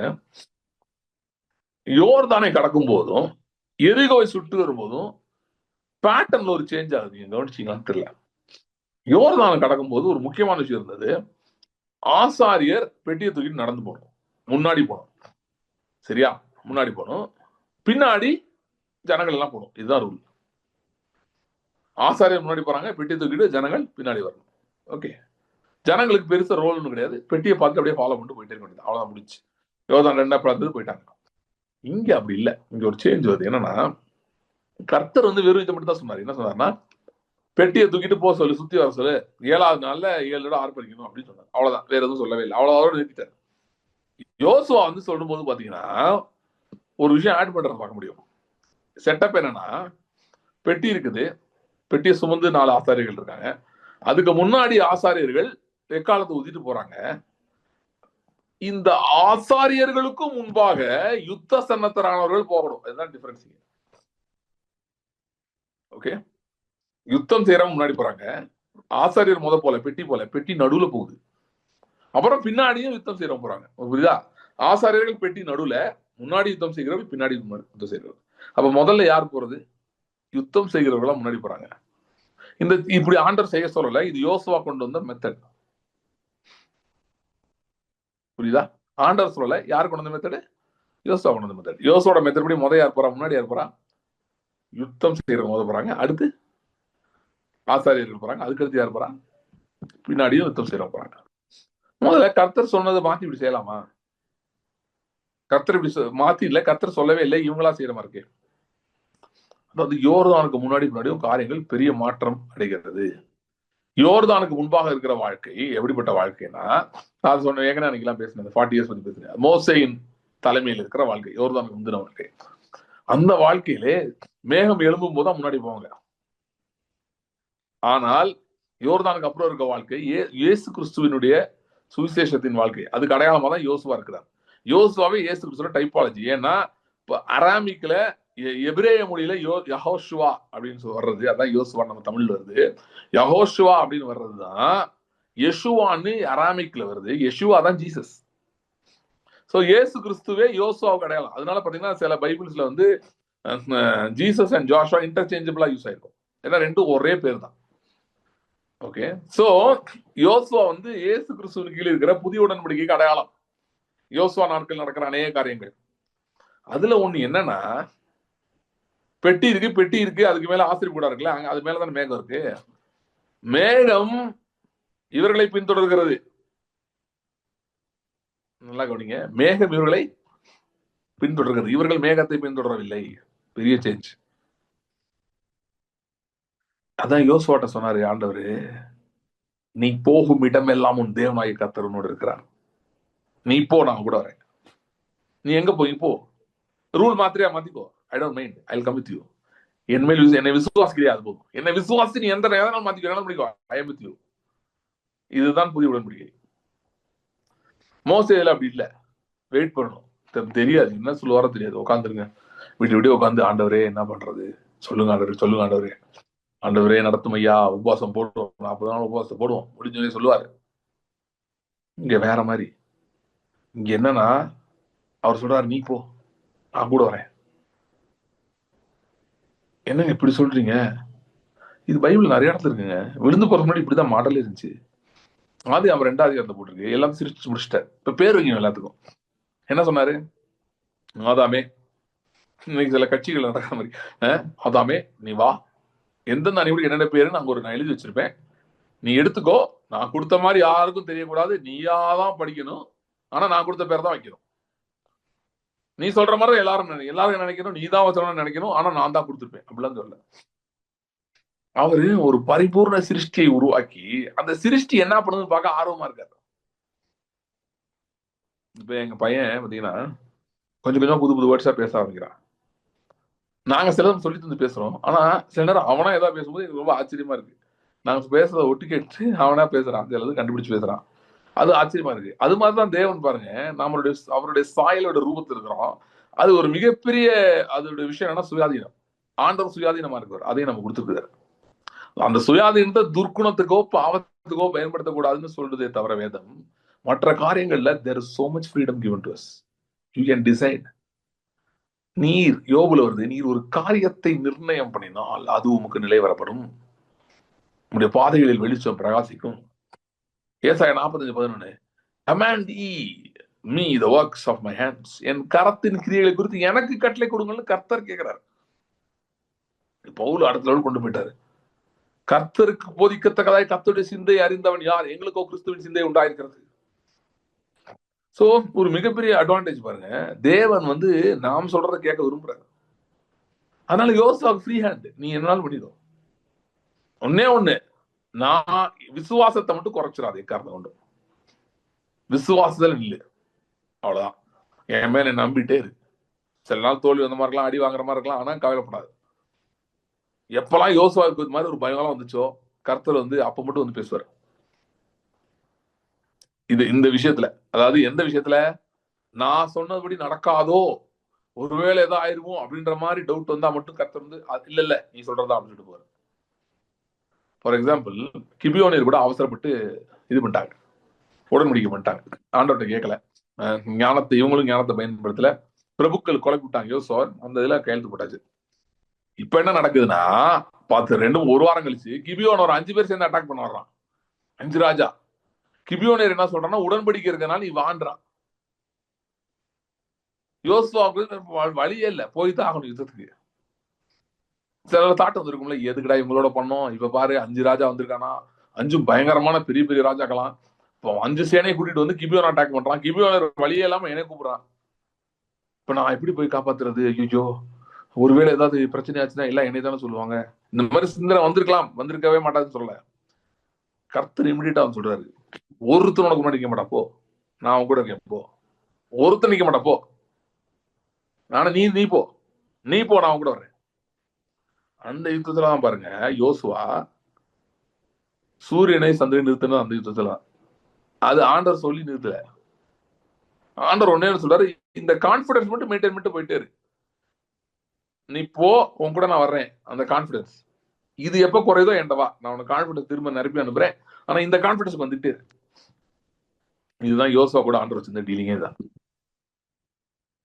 அதான் 1:8-9 வந்துச்சு, தெளிவா சொல்லிட்டாரு. பலம் கொண்டு திடமனதாயிரு, நீ போகும் இடமெல்லாம் உன் தேவனாகிய கர்த்தர் உன்னோடு இருக்கிறார். என்ன ஸ்டேட்மெண்ட்? பலம் கொண்டு திடமனதாயிரு, நீ போகும் இடமெல்லாம் உன் தேவனாகிய கர்த்தர் உன்னோடு இருக்கிறார். போயிட்டே இரு, நான் வந்துட்டே இருக்கேன், நீ போயிட்டே இரு. தாவீதும் சில இடங்கள் இதை செய்து நம்ம பார்க்க முடியும். பழைய ஏற்பாட்டிலே அவங்க செஞ்சாங்க. இதெல்லாம் அடையாளங்களாக சில யுத்தங்கள் அதெல்லாம் தாவீதே போயிருக்காங்க இறங்கி. அன்னைக்கு கூட ஒரு யுத்தத்தை பத்தி ஸ்டடி பண்றேன். அம்மோனியருக்கு எதிராக ஒரு பயங்கரமான யுத்தம் நடக்குது. அம்மோனியர் என்ன பண்றான்னா, அவன் தாவீது வம்பிழுத்து நோண்டி விட்டுறான். நோண்டி விட்டுட்டு சண்டையை கூப்பிட்டோன்னே தாவீதுக்கு வேற வழியில சண்டை போடுத்தாகணும், போயாச்சு. அங்க போனாதான் தெரியுது, அவன் 2 ராணுவத்தை கூப்பிட்டு வச்சிருக்கான்.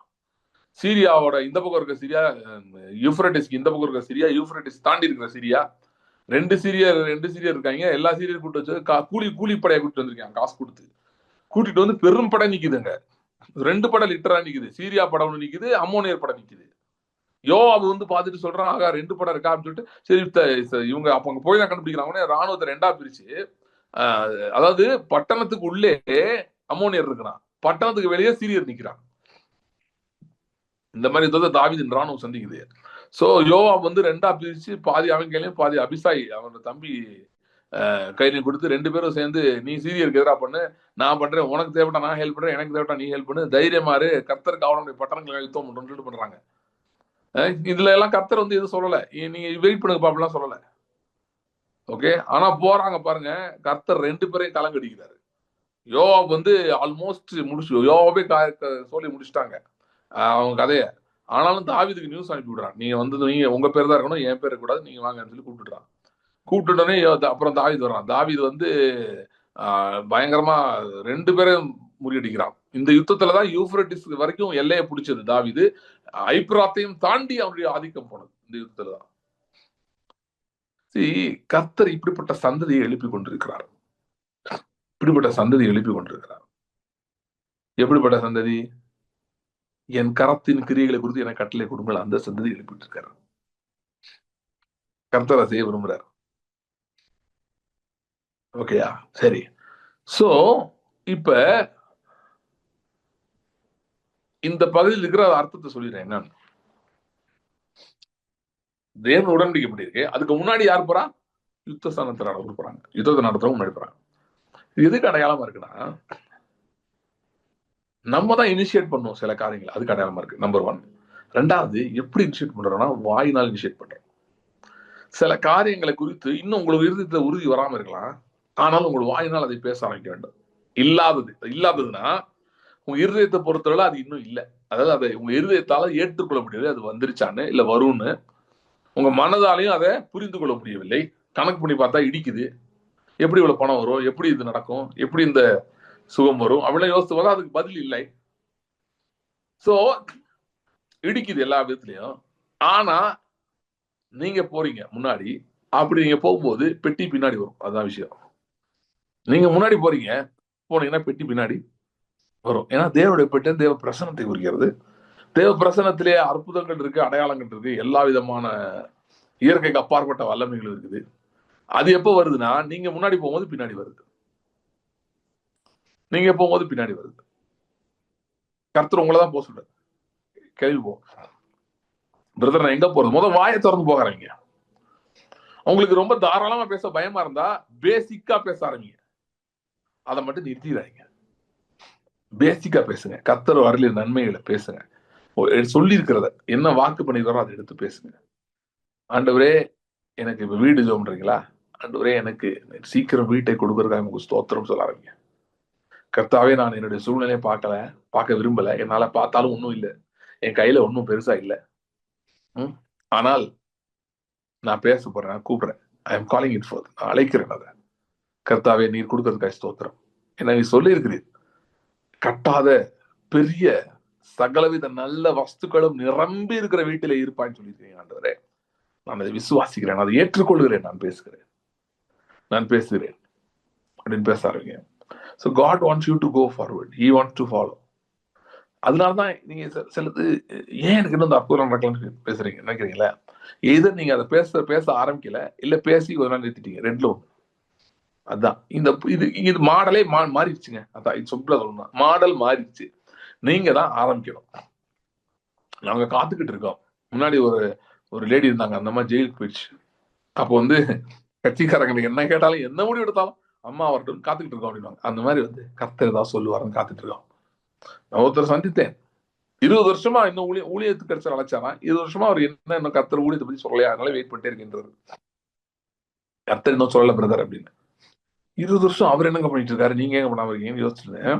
அது மாதிரி நிறைய பேர் இருக்காங்க, நான் பாத்துக்கேன். நிறைய பேர் சில விஷயம் எதுவுமே செய்யாம இருக்காங்க, ஏன்னா கர்த்தர் இன்னும் சொல்லணும். கர்த்தர் சொல்றது இருக்கட்டும், நீங்க வாயை திறந்து பேசுங்க. அதை அவர் ஏற்கனவே சொல்லிட்டாரே, அதை பேசலாமே. கர்த்தர் ஏற்கனவே சொன்னதை பேசலாம்ல. நீ என்ன ஏற்கனவே சொல்லியிருக்காரு, நீ தான் வாயை திறந்து பேசணும்னு சொல்லியிருக்காரு, அதை பேசலாமே. சரி, இது கேட்கும்போது ஒரு டவுட் வரும் பாருங்க எல்லாருக்கும். என்ன டவுட் வரும் அப்படின்னா நம்ம என்னன்னாலும் பேசலாமா, அப்ப நடந்துருமா, அதெல்லாம் கரெக்டா? நீங்க என்ன சொல்றீங்க, என்னன்னாலும் பேசலாமா? இயேசு சொன்னதை பத்தி பார்த்தா அப்படிதான் இருக்கு. எப்படி இருக்கு? மார்க் 11:20 படிச்சீங்கன்னா, எவனாகிலும் மலையை பார்த்து பெயர்ந்து தள்ளுண்டு சமுத்திரத்துல போ என்று சொல்லி சந்தேகப்படாமல் விசுவாசித்தால் நிர்ணயத்தில் அவன் சொன்னபடி அவனுக்கு ஆகும். ஆகையால் ஜெபத்தில் எவைகளை கேட்பீர்களோ அவைகளை பெற்றுக்கொள்வோம் என்று விசுவாசிங்கள், அப்பொழுது அவைகள் உங்களுக்கு உண்டாகும். இந்த 2 வசனத்தை வச்சு பார்க்கும்போது ஒரு மனுஷன் எதை விசுவாசித்து எதை கேட்டாலும் அதை கொடுக்க முடியும் ஆண்டவரால், அப்படிதானே போட்டிருக்கு. இப்ப இது எப்படிங்க ஒரு லிமிட் வருது, எதை கேட்கணும் எதை கேட்கக்கூடாதுன்னு எவனாவது தாறுமாறா என்னத்தையாவது கேட்டானா என்ன பண்றது? அதே மாதிரி இப்ப நான் கேட்டு எனக்கு நடக்கலையே, அப்பனா ஏதோ இடிக்குதுல, இது உண்மை இல்லையில. இது உண்மையா தான் நேரம் நடந்திருக்கணுமே. நான் கேட்டு எவ்வளவு நடக்காம இருக்கு, நான் எவ்வளவு காரியங்கள் போராடிட்டு இருக்கேன், எங்கேயும் இடிக்குதுல பிரதர் அப்படின்லாம் சொன்னீங்கன்னா ஒரு பாயிண்ட் இருக்கு, முக்கியமான பாயிண்ட் இருக்கு. நல்லா பாருங்க, இப்ப மாடல் மாறுது. மோசே மாடல்ல வந்து எதுவுமே தெரியாது, எல்லாமே அப்பப்போ போய் கேட்கணும், அப்பப்போ சொல்லப்படும், அப்பப்போ அதை செய்வாங்க. ஆனா இந்த மாடல் வந்து அது ஒரு சொல்லப்போனா மோசேயின் உடன்படிக்கை பிள்ளைகளுக்குரியது, குழந்தைகள் அந்த லெவல்ல இருக்கு. அதுதான் வந்து பவுல் வந்து சொல்றாரு கலாத்தியர் 4 எழுதும்போது, முன்னே நீங்கள் வந்து நியாயப்பிரமாணத்தின் கீழ் இருந்தப்ப நீங்கள் வந்து சிறு பிள்ளைகளா இருந்தீங்க, அதனால எல்லாம் சுதந்திரவாளியா நீங்கள் இருந்தும் அதை நீங்கள் எடுத்துக்கொள்ள முடியவில்லை, சுதந்திரிக்க முடியவில்லை. ஆனா கிறிஸ்தவ வாழ்க்கை பத்தி பவுல் சொல்லும் போது என்ன சொல்றாரு தெரியுமா? ஒருவன் ரட்சிக்கப்பட்ட நாளே புத்திரனாகிறான்றாரு, குழந்தையெல்லாம் பிறக்கல. அதாவது இன் அதர் வேர்ட்ஸ், ஒருத்தன் முதல் நாள்லயே ரட்சிக்கப்பட்ட முதல் நாள், கிறிஸ்துவை ஏற்றுக்கொண்ட முதல் நாள்லயே ஒரு குமாரனாய், ஒரு ஹேர், லீகல் ஹேர், கிறிஸ்துவ உடன் சுதந்திரனாய் அவனால் சுதந்திரிக்க முடியும், பெற்றுக்கொள்ள முடியும், கேட்க முடியும். நான் வந்து என் வாழ்க்கையை வந்து இந்த விஷயத்தை வந்து திருப்பி போட்ட காரியமே எனக்கு கல்யாணம் ஆன பிறகு நடந்த ஒரு சம்பவம் தான். ஒரு நாள் வந்து அப்ப நான் என் ஒய்ஃப் வந்து முன்னாடி சொல்லியிருக்கேன், திரும்ப சொன்னேன், நல்லதுதான் கேளுங்க. அப்ப நான் வந்து சென்னையில பள்ளிக்கரையில இருந்தேன், என் ஒய்ஃபோட ஆபீஸ் வந்து பெசன் நகர். ஸோ என் ஒய்ஃப் ரட்சிக்கப்பட்டு 3 வருஷம் ஆயிடுச்சு. அப்ப 2011 ரட்சிக்கப்பட்டு 3 வருஷம், அது நான் சொல்றேன் 2014 நடந்தது. ரட்சிக்கப்பட்டு 3 வருஷம் ஆகுது. நாங்க வந்து பரம்பரை கிறிஸ்தவர்கள், எனக்கு தெரிஞ்சு 3 தலைமுறை கிறிஸ்தவர்கள். அதுக்கு முன்னாடி யார் கிறிஸ்தவனா எங்களுக்கு ரெக்கார்டு இல்லை, எப்ப அவங்க ரட்சிக்கப்பட்டாங்கன்னு தெரியாது. 3 தலைமுறை எனக்கு தெரிஞ்சு, அதாவது மீனிங் எங்க தாத்தாவோட தாத்தா வரைக்கும் கிறிஸ்தவர்கள், நல்லா தெரியும். சரியா? அதுக்கு முன்னாடி இருக்கிறது எனக்கு தெரியாது. ஸோ அந்த அளவுக்கு வந்து எனக்கு தெரியும். ஸோ இது 3 இல்லை, கூட இருக்குன்னு நினைக்கிறேன், பலமுறை எனக்கு தெரியல. ஸோ கிறிஸ்தவர்கள் நாங்க அப்படி அபிஷியலா ரட்சிக்கப்பட்டது 99ல முதல்ல ஆண்டவருடைய சத்தத்தை கேட்க ஆரம்பிச்சேன், ஆண்டவர் என்கிட்ட பேச ஆரம்பிச்சாரு, ஜெபிக்க ஆரம்பித்தேன், அவரை அறிய ஆரம்பித்தேன். அது 99 நடந்தது. ஸோ பை த டைம் எனக்கு வந்து 15 வருடம் ரட்சிப்பின் அனுபவம் இருக்குது. ஊழியம் இந்த மாதிரி காரியங்கள் வந்து நாங்கள் வந்து அதுக்கு ரொம்ப நாளாக செஞ்சுட்டு இருக்கோம். ஸ்கூல்ல இருந்தே நான் இதை பிரேயர், அது இந்த பிரேயர் எல்லாம் இருப்பேன், டீம்ல இருப்பேன். ஸோ நாங்க வந்து மிகவும் அனுபவசாலிகள் கிறிஸ்துவுக்குள்ளே அப்படின்னு நினைச்சிட்டு இருந்தோம். ஆனா என் ஒய்ஃப் ரட்சிக்கப்பட்டு 2.5 வருஷம் அவ்வளவுதான் ஆகுது.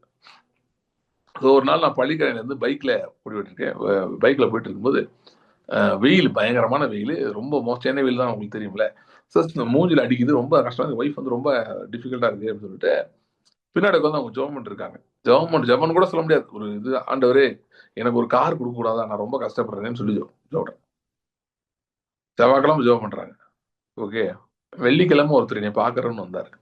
அவர் வந்து ஒரு பாவம், அந்த பிரதர் பயங்கர கடன்ல இருக்காரு. கடன்னு ஒரு பிசினஸ்ல ஒரு பெரிய லாஸ், பல லட்சம் ரூபா லாஸ்ல இருக்காரு. அவர் எதுக்கு வருவார் நீங்க நினைப்பீங்க? கடன்ல இருக்காரு, அது ஏதோ ஜெபம் வருவார் போல, அப்படிதான் நம்ம நினைப்போம். நானும் அப்படிதான் நினைச்சேன், ஜெபம் வராரு போல, ஏதோ அவருக்கு சம் பிரச்சனைகள் இருக்கு போல. அந்த டைம் அவருக்கு ஒரு ப்ராப்ளம் போயிட்டு இருந்தோம், ஒருத்தன் அவர் ஏமாத்திட்டான், அதுல ரொம்ப பிசினஸ் ரொம்ப ஒரு பிரச்சனையில இருந்தார். வந்தாரு, அவர் ஒரு ஒய்ஃப் வந்தாங்க, என்கிட்ட பேசிட்டு இருந்தாரு. அப்புறம் சில காரியங்களா ஜெபம் பண்ண சொன்னாரு, ஜெபம் பண்ணோம். ஜெபம் பண்ணி முடிச்சோடனே என் கையில ஒரு கவர் கொடுத்தாரு. நான் ஏதோ ஆஃபரிங் கொடுக்குறான்னு நினைச்சேன். திறந்து பார்த்தா உள்ள ஒரு சாவி இருந்துச்சு. சொன்னாரு, பிரதர் எனக்கு என்னோட ஒரு காரை வந்து, அவர்கிட்ட 2 காரை வந்துருந்துச்சு நினைக்கிறப்போ, இந்த காரை வந்து ஆண்டவர் உங்களுக்கு கொடுக்க சொல்லிட்டாரு, அதுதான் வந்தேன் நானு அப்படின்னு சொல்லிட்டு காரை கொடுத்தாரு. கொடுத்துட்டு அவரே காரை, அப்ப எனக்கு சரியா ஓட்ட கூட தெரியாது, எங்க வீட்டுல பள்ளிக்கரணை பண்றாங்க வீட்டுல, அந்த வீட்டுல அவரே ரிவர்ஸ் எடுத்து உள்ளே ஏற்றி பார்க்கிங்ல நிறுத்திட்டார். நிறுத்திட்டு சாவியை கொடுத்துட்டு கிளம்பும்போது சொல்லிட்டு போனாரு, பிரதர் அது என்னன்னு தெரியல, இதை வந்து உங்க ஒய்ஃபுக்கு தான் ஆண்டவர் எனக்கு கொடுக்க சொல்லி சொன்னாரு, அவங்களுக்காக தான் இது கொடுக்க சொல்லி சொன்னாருன்னு சொல்லிட்டு போனாரு. அப்படியே தலை சுத்திருச்சு. ரஜினிகாந்த் சொல்லுவார்ல, அரசியல்னோட என்னப்பா தலை சுத்திருச்சு, அது மாதிரி எனக்கு சுத்திருச்சு. ஆனா இப்படிலாம் நடக்குமான்னு பாக்குறேன். முத எப்படி நடக்குச்சு? நாங்க இந்த மாதிரிலாம் ஜெபம் கூட பண்ண மாட்டோம், கர்த்தாவே இப்படி வேணும்லாம் கேட்க மாட்டோம் நாங்க, அதெல்லாம் தெரியாது நமக்கு. ஆனா பிரசங்கம் பண்ண தெரியும், பைபிள்ல இருந்து ஏதாவது பேசுவோம், இந்த மாதிரிலாம் பண்ணுவோம். ஆனா இஸ்ரேல் கொடி பிடிச்சி ஆடிக்கிட்டே இருப்போம் விடிய விடிய. இஸ்ரேல் எப்படி கர்த்தர் என்னெல்லாம் பண்ணாரு, அப்போ 67 வாரம், அந்த வாரம் இந்த வாரம் எல்லா கதையும் எனக்கு தெரியும். யோம் கீப்பர் வாரம் தெரியும், 6 டே வாரம் பத்தி தெரியும், 1948 நடந்துச்சு தெரியும், எல்லாம் தெரியும். ஆனா என்ன தெரியாதுன்னா, இப்படி கேட்டா கர்த்தர் கொடுக்குறாரு, இப்படிப்பட்ட அப்பா இருக்காருன்னு தெரியாது. சோ என்ன சொல்ல வரேன்னா, ரட்சிக்கப்பட்டு கொஞ்ச நாள் தான் ஆயிடுச்சு அவங்களுக்கு. அது பிரச்சனை கிடையாது. ஏன்னா இந்த ஸ்கீம்ல முதல் நாள்ல இருந்தே குமாரத்துவம் ஆபரேட் ஆகும். முதல் நாள்ல இருந்து ஆகும். ஏன்னா ஸ்கீம் வேற ஸ்கீம். ரட்சிக்கப்பட்டனே ஆவி அருளப்படுகிறது.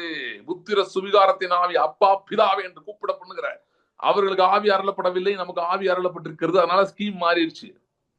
ஸ்கீம் மாறினால ஆவி நமக்கு அருளப்பட்டிருக்கிறபடியால் கர்த்தர் நம்ம தான் போகணும்னு வெயிட் பண்ணிட்டு உட்காந்துருக்காரு. நீ வாயை திறந்து பேச ஆரம்பிச்சாதான் உன் அற்புதம் நடக்கும். இதுதான் புதிய உடன்படிக்கை. இதை சில பேர் குழப்பிக் கொண்டிருக்கிறார்கள். எங்கிட்ட வாங்க நாங்க ஜெபம் பண்றோம்னு சொல்லி வச்சிருக்காங்க. எந்த அளவுக்குன்னா இப்ப இது இப்படி பேசுறத கிண்டல் அடிக்கிறாங்க சில பேர்லாம்.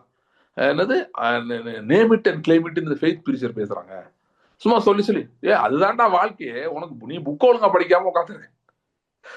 ஒழுங்கா புக்கை திரும்பி படிங்க. நான் சொன்னேன், வேத புரட்டர்கள் அப்படின்னு அடுத்தவங்களை சொல்றவங்க வேதத்தை இன்னும் சரியாக புரட்டவே இல்லை. அதனாலதான் யாரெல்லாம் இவன் தப்பு அவன் தப்பு, இந்த இவர் பார்த்தீங்கன்னா ஃபெய்த் ஃபெய்த்னு ராங் டாக்டரின். எனக்கெல்லாம் சம்டைம்ஸ் தோணும், போய் நல்லா அடியை போட்டுடலாம். ஏன்னா படிங்கடா, பைபிளை படிக்காம என்னடா பேசுறீங்க? எதையோ படிச்சுட்டு எவனோ என்னைக்கோ திண்ணையில படிச்சுட்டு சொன்னதெல்லாம் கேட்டு வச்சுட்டு இதுதான் கர்த்தர் இப்படிதான் செய்தாருன்னு நினைச்சிட்டு உட்காந்துருக்காங்க. உப்பானது சாரமற்று போனால் எதனால் சாரமாக்கப்படும் சொன்னாரு ஆண்டவர் சொன்னாரு.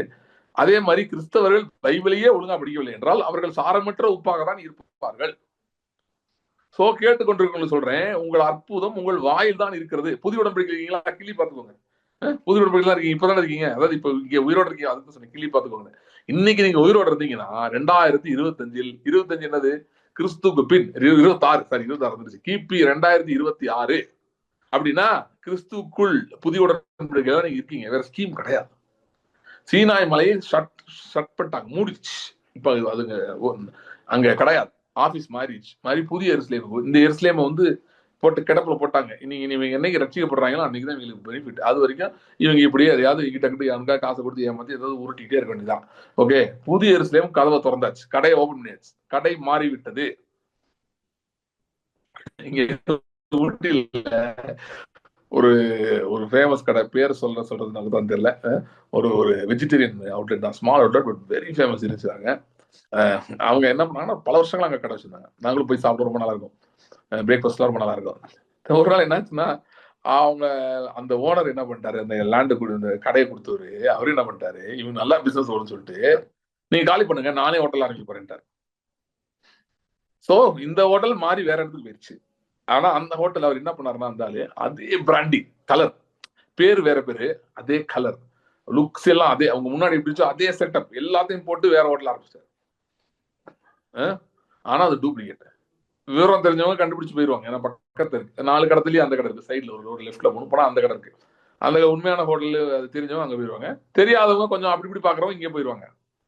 ஏன் அதே இடத்துல இருக்கு, அதே போர்டு கிட்ட இருக்கு, ஆனா அது ஒரிஜினல் கிடையாது. அதே மாதிரிதான் இன்னைக்கு இருக்கிற காரியங்கள், நிறைய காரியங்கள் இந்த மாதிரிதான் ஓடிட்டு இருக்கு, டூப்ளிகேட்டா ஓடிட்டு இருக்கு. ரியல் இடம் மாறிடுச்சு. அது மாதிரி ஸ்கீம் மாறிடுச்சு. இந்த ஸ்கீம்ல நீங்க யாராவது வரம் பெற்ற ஊழியருக்கு வெயிட் பண்ணி, வரம் பெற்ற ஊழியர் ஏதாவது பண்ண பிறகுதான் உங்களுக்கு அடுப்பு வேகும், அடுப்பு எரியும் அப்படின்லாம் கிடையாது. உங்கள் அற்புதம் உங்கள் வாயில் இருக்கு. ஏன்னா கர்த்தரே நீ போனா பின்னாடி வரேன்னு சொல்லிட்டு இருக்காரு. இதுல என்ன வரம் பெற்ற ஊழியர் போய் தேடிட்டு போயிட்டு போகணும்? சொல்லுங்க, எதுக்கு போகணும்? இல்ல பிரதர், எனக்கு ரொம்ப மைண்ட் டவுனா இருக்கு, பைபிள் எடுத்து படிங்க. தயவுசெய்து பைபிள் எடுத்து படிங்க. படிக்கிறீங்களா? படிச்சு பாருங்க. எத்தனை நாள் படிச்சுட்டு இருக்கீங்க? படிக்க ஆரம்பிச்சிட்டீங்களா? ஆண்டவர் கேட்கிறாரு, கீழே அத்திலே பிசும் தைலம் இல்லையோ, அங்கே ரண வைத்தியனும் இல்லையோ, பின்னே என் குமாரத்தி குணமடையாமல் இருக்கிறாள். இன்னைக்கு சபையை பார்த்து கத்துறதான் கேட்பாரு. பிசும் தைலம் இல்லையா? அங்கே பிசும் தைலமாகி கிறிஸ்து இல்லையா? அவருடைய ஆவி இல்லையா? ரண வைத்தியன், சர்ஜன் எது? கர்த்தருடைய வார்த்தை இல்லையா? பின்ன ஏன் குணமடையாம இருக்கீங்க கேட்கிறாரு கர்த்தர். நான் பேசுறது கொஞ்சம் ஹார்ஷா இருக்கலாம், but that's the harsh reality, that's the truth. இது இன்னும் கஷ்டமா? உங்க அற்புதம் உங்கள் வாயில இருக்கு, நீங்க பேசுறத கர்த்தர் ஃபாலோ பண்ணுவான்னு சொல்றது கஷ்டமா? இல்ல நாங்க பழகிட்டோம் பிரதர். எதுக்கு பழகிட்டோம்? யாரையாவது ஜெபம் பண்ண சொல்லி ஒரு ஜெபம் பண்ணுவாரு, அவர் ஜெபம் பண்ணுவாரு. அதுதான் ஐயோ சில பேர் தான் இன்னைக்கு எப்படி பேசிட்டு இருக்காங்கன்னா, நாங்க தான் அக்மார்க் தீர்க்கதரிசிகள், எங்கிட்ட நீ வரலன்னா நீ உருப்படவே முடியாத பேசுறாங்க.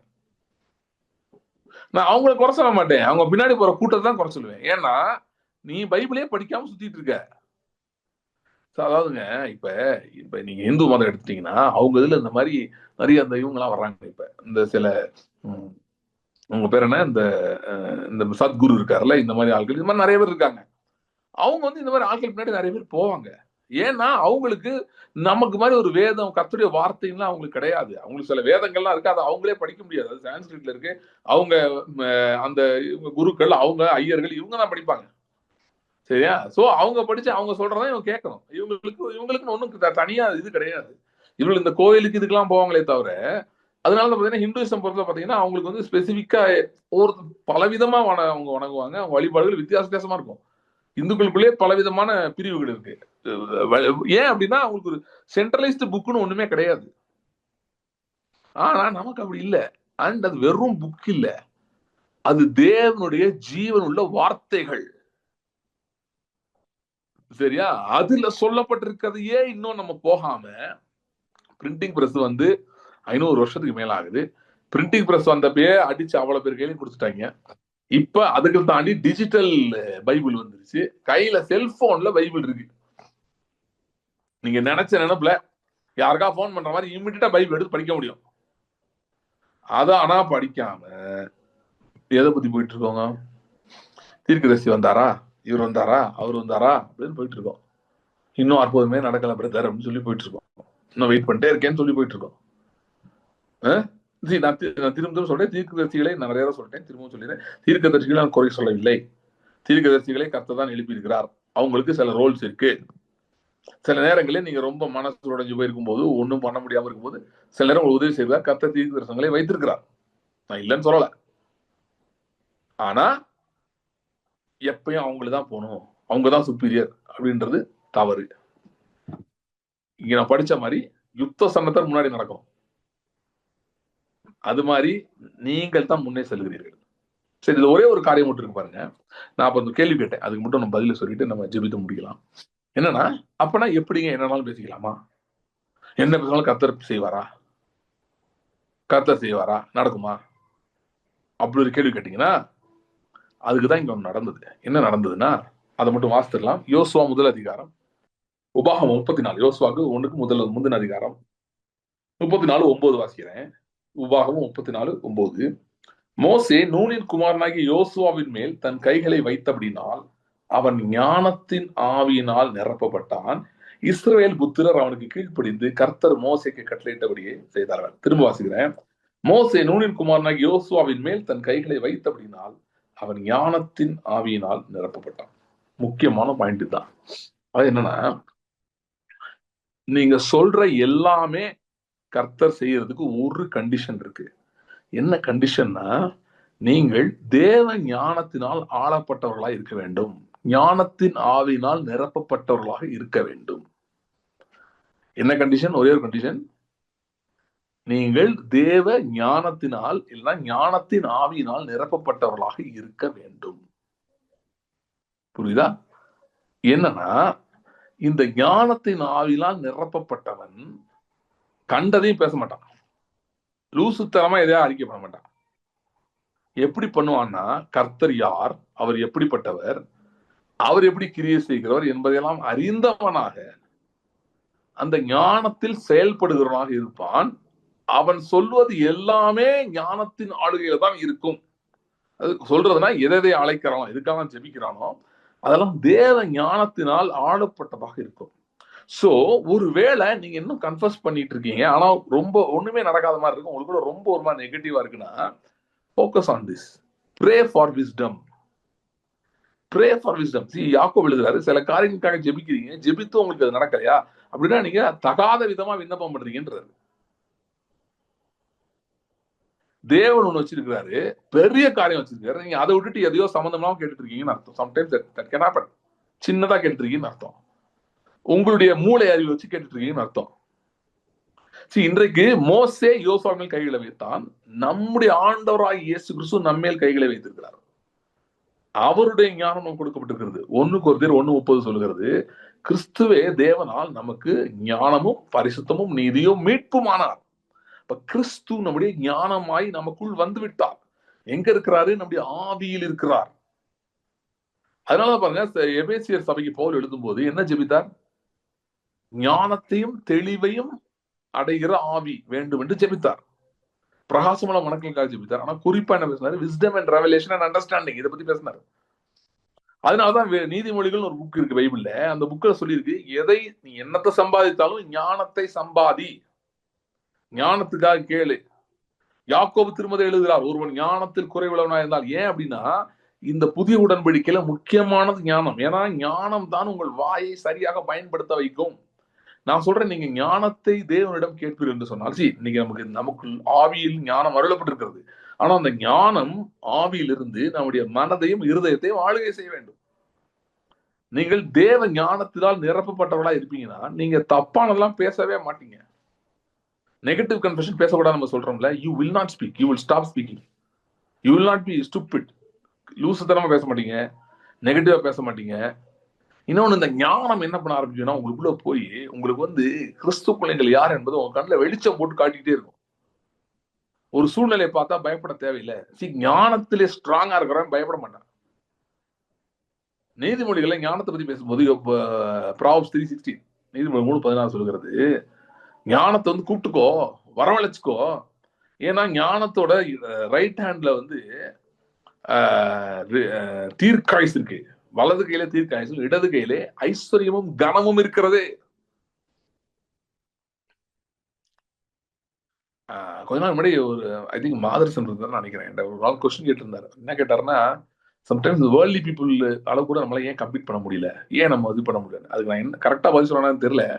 நான் அவசரத்துல பேசிட்டு இருந்தேன், சொன்னேன், சில காரியங்கள் சொன்னேன். ஆனா இப்ப சொல்றேன், ஏன் பண்ண முடியலன்னா, தேவ ஞானத்தை நம்முடைய மனதையும் இருதயத்தையும் ஆளுகை செய்ய நம்ம இடம் கொடுக்கல. இன்னும் அதுக்கு இடம் கொடுக்காம இருக்கோம்.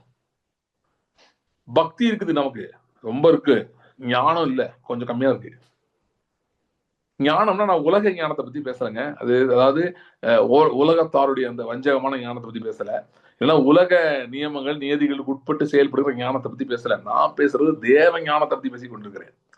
உங்களுக்கு தெரியுமா, இயேசு கிறிஸ்து ஒரு இடத்துல அற்புதங்கள் செய்யறதை பார்த்துட்டு மார்க்ல வருது, அங்க இருக்கிறவர்கள் கேட்டாங்க, எப்படி இவர் இந்த அற்புதம் செய்யறாரு, இப்படிப்பட்ட ஞானம் இவருக்கு எப்படி வந்ததுன்னு கேட்டாங்க.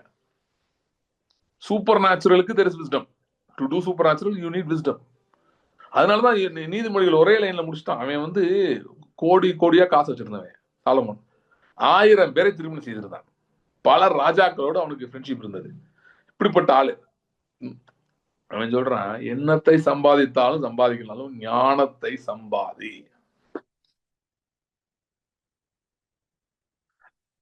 சோ யோசுவா சும்மா பேசல. ஏன் பேசலாம் நடந்துச்சு அப்படின்னா, தேவ ஞானத்தினால் அவன் இருதயமும் மனதும் ஆளப்பட்டு இருந்தது. சோ இப்ப நீங்க என்னோட என்ன முடிவு வந்துடக்கூடாது, ஓகே அப்ப நமக்கு ஞானம் வர்ற வரைக்கும் ஒன்றும் உருப்படாது போல, நமக்கு ஞானமே இல்லை அப்படின்னு முடிவு எடுத்துட்டு ஞானம் வர்ற அன்னைக்கு பாத்துக்கலாம், இந்த அம்மா வரட்டும் காத்திருக்கிற மாதிரி அடுத்த இடத்துக்கு போயிடக்கூடாது. ஞானத்தை பின்தொடர வேண்டும், அதை செய்யணும். அதே நேரத்துல வாக்கு தத்தங்களின்படி கர்த்தர் கொடுத்திருக்கிற ஆசீர்வாதங்கள் சொல்லிவிட்ட காரியங்களை அழைக்கிறதை நிறுத்தவும் வேண்டாம். ஏன்னா முதவே சொல்லியிருக்கேன், பழைய மீட்டிங்ஸ் பார்த்தீங்கன்னா இந்த டாபிக் பேசும்போது, முதல்ல நீங்க பேசுறது உங்க இருதயத்தை கர்த்தருடைய வார்த்தையோட லைன்ல கொண்டு வரதுக்காக பேசிட்டு இருக்கீங்க. அதனால அதை நிறுத்திடவே கூடாது, அதை பேசிட்டே இருக்கணும். நான் சொல்றது என்னன்னா, அது ஒரு பக்கம் பேசிட்டு இருக்கீங்க, இன்னொரு பக்கம் pursue wisdom, ஞானத்தை பின்தொடருங்கள். எப்படிங்க ஞானத்தை பின்தொடர்றது, பிராக்டிகலா சொல்லுங்க. நான் என்ன பண்ணணும்? முதலாவது அதான் கர்த்தர் நல்லா கவனிங்க, யோசுவாட்ட மோசே கைகளை வைத்தனா ஞானத்தின் ஆவியில நிரப்பப்பட்டான்னு வந்துச்சுல, படிச்சோம்ல. அடுத்து அவர் சொல்ற இன்ஸ்ட்ரக்ஷன் பாருங்க. யோசுவா 1:8 வசனம். யோசுவா 1:8 வாசிக்கிறேன் வேகமா, டைம் இல்ல.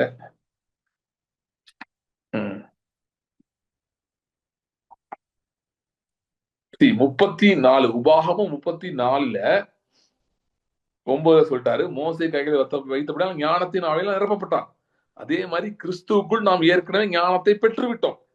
ஓகே, நம்ம அதுக்கு தனியா போய் எங்க ஞானத்தை போய் வாங்குறது, எங்க கிடைக்கும்னு சொல்ல தேவையில்லை. கிறிஸ்துவுக்குள் நமக்கு தேவ ஆவி அருளப்பட்ட போது ஞானத்தின் ஆவியும் சேர்ந்து வந்துருச்சு. No doubts about that. We have the spirit of wisdom. It is there already now. யோசுவாக்கு அதே தான் இருக்கு. 8வது சொல்றாரு பாருங்க, 1:8. இந்த நியாயப்பிரமாண புஸ்தகம் உன் வாய் விட்டு பிரியாதிருப்பதாக. உன் வாய் இதில் எழுதியிருக்கிறபடி எல்லாம் செய்ய நீ கவனமா இருக்கும்படி இரவும் பகலும் அதை தியானித்துக் கொண்டிருப்பாயாக. அப்பொழுது நீ உன் வழியை வாய்க்க பண்ணுவாய். லாஸ்ட் லைன் பாருங்க, புத்திமானாயும் நடந்து கொள்வாய். There is a direct connection between the time you spend with the word and you operating in wisdom. Direct connection. கர்த்தருடைய வார்த்தைக்கும் நீங்க நேரம் செலவிடுறதுக்கும் ஞானத்தை வெளிப்படுறதுக்கும் நேரடி தொடர்பு. அதிகமாய் கர்த்தருடைய வார்த்தை செலவு பண்றீங்களா நேரத்தை, உங்கள் மனம் ஞானமுள்ள மனதாக மாற ஆரம்பிக்கும். உங்கள் இருதயம் ஞான இருதயமாய் மாற ஆரம்பிக்கும். ஏன்னா கர்த்தருடைய வார்த்தையில் நேரம் செலவிட உங்கள் ஆவி ஆளுகை எடுக்கும் போது ஞானம் நிரப்ப ஆரம்பிக்கும். நல்லா கவனிங்க, நீங்க ரொம்ப இமோஷனலா ட்ரிகர் ஆகுறீங்களா பல காரியங்களுக்காக, டக்குன்னு அழுக ஆரம்பிச்சிருங்க, டக்குன்னு வருத்தப்படுறீங்க, டக்குன்னு கோவம் வந்துருது, ரொம்ப நடக்குதா அப்படின்னா இந்த ஏரியா நீங்க ரொம்ப ஃபோக்கஸ் பண்ண அர்த்தம். You need more word in you. அது வந்து ஒரு சிம்டம் ஆஃப் ஃபூலிஷ்னஸ். ஏன்னா இமோஷனலா இருக்கும்போது நிறைய ஃபூலிஷ்னஸ் பண்ணுவோம். ஓகே, இமோஷனலி லெட்டா இருக்கும்போது will do lot of mistakes. So உங்க இமோஷன்ஸ் ரொம்ப டாமினேட் பண்ணுதுன்னா வேர்டு கம்மியா இருக்குன்னு அர்த்தம். வார்த்தையோட இன்னும் நேரம் செலவிடணும்னு அர்த்தம். வார்த்தை இன்னும் வாஞ்சிக்க வேண்டும் என்ற அர்த்தம். கர்த்தாவே உடைய வார்த்தை எனக்குள்ள வரட்டும், நான் எனக்கு இன்னும் இறங்கணும், உடைய வார்த்தை இன்னும் இருதயம் வார்த்தையில் நிரம்பணும்னு அர்த்தம். அப்படி ஒரு ப்ராப்ளம் இருக்கலாம் இல்ல, அதுதான் ப்ராப்ளம். ஸோ அப்படி இருந்தீங்கன்னா இமோஷனலி நீங்க ட்ரிகர் ஆகிட்டே இருக்கீங்கன்னா it's a symptom. The root cause is lack of word. வார்த்தை கம்மியா இருக்கு, அதனால இமோஷன் ரொம்ப ட்ரிகர் ஆகிட்டே இருக்கு. அது உங்களை ஞானத்தை நோக்கி கொண்டு போகாமல் ஞான குறைவை நோக்கி கொண்டு போய் கொண்டிருக்கிறது. That's an area we have to fix. Okay, so மெயினா கர்த்தருடைய வார்த்தை. அண்ட் எப்ப நான் சொல்றது, திரும்பவும் சொல்றேன், கர்த்தருடைய வார்த்தையை படிக்க கூட உங்களுக்கு கஷ்டமா இருக்குன்னா always start with blood meditation. ரத்த தியானத்தில் ஆரம்பிங்கள். அப்புறம் அப்படியே கொஞ்ச நேரத்தை உங்களுக்கு ஒரு தைரியம் வர ஆரம்பிச்சோன்னே அப்படியே கர்த்தருடைய வார்த்தைக்குள்ள போங்க. அண்ட் கர்த்தருடைய வார்த்தையில் குட்டியிருங்கள். Build your house and live inside the word of God. அப்படின்னா என்ன, உங்கள் மனதிலே அங்கேயே ஸ்டே பண்ணிருங்க. அதை தியானித்து கொண்டிருங்க, அதை சிந்தித்து கொண்டிருங்க. உங்களுக்கு நேரம் கிடைக்கும் போதெல்லாம் சில தீர்மானம் எடுக்கணுங்க. அதாவது நீங்க சொல்றபடி நடக்கணும்னா சில தீர்மானங்கள் முக்கியம். ஒண்ணுன்னா இந்த டிவி சும்மா உட்காந்து பார்த்துட்டு இருக்குது, இதெல்லாம் கட் பண்ணிட்டு கர்த்தருடைய வார்த்தைக்கு போகணும்.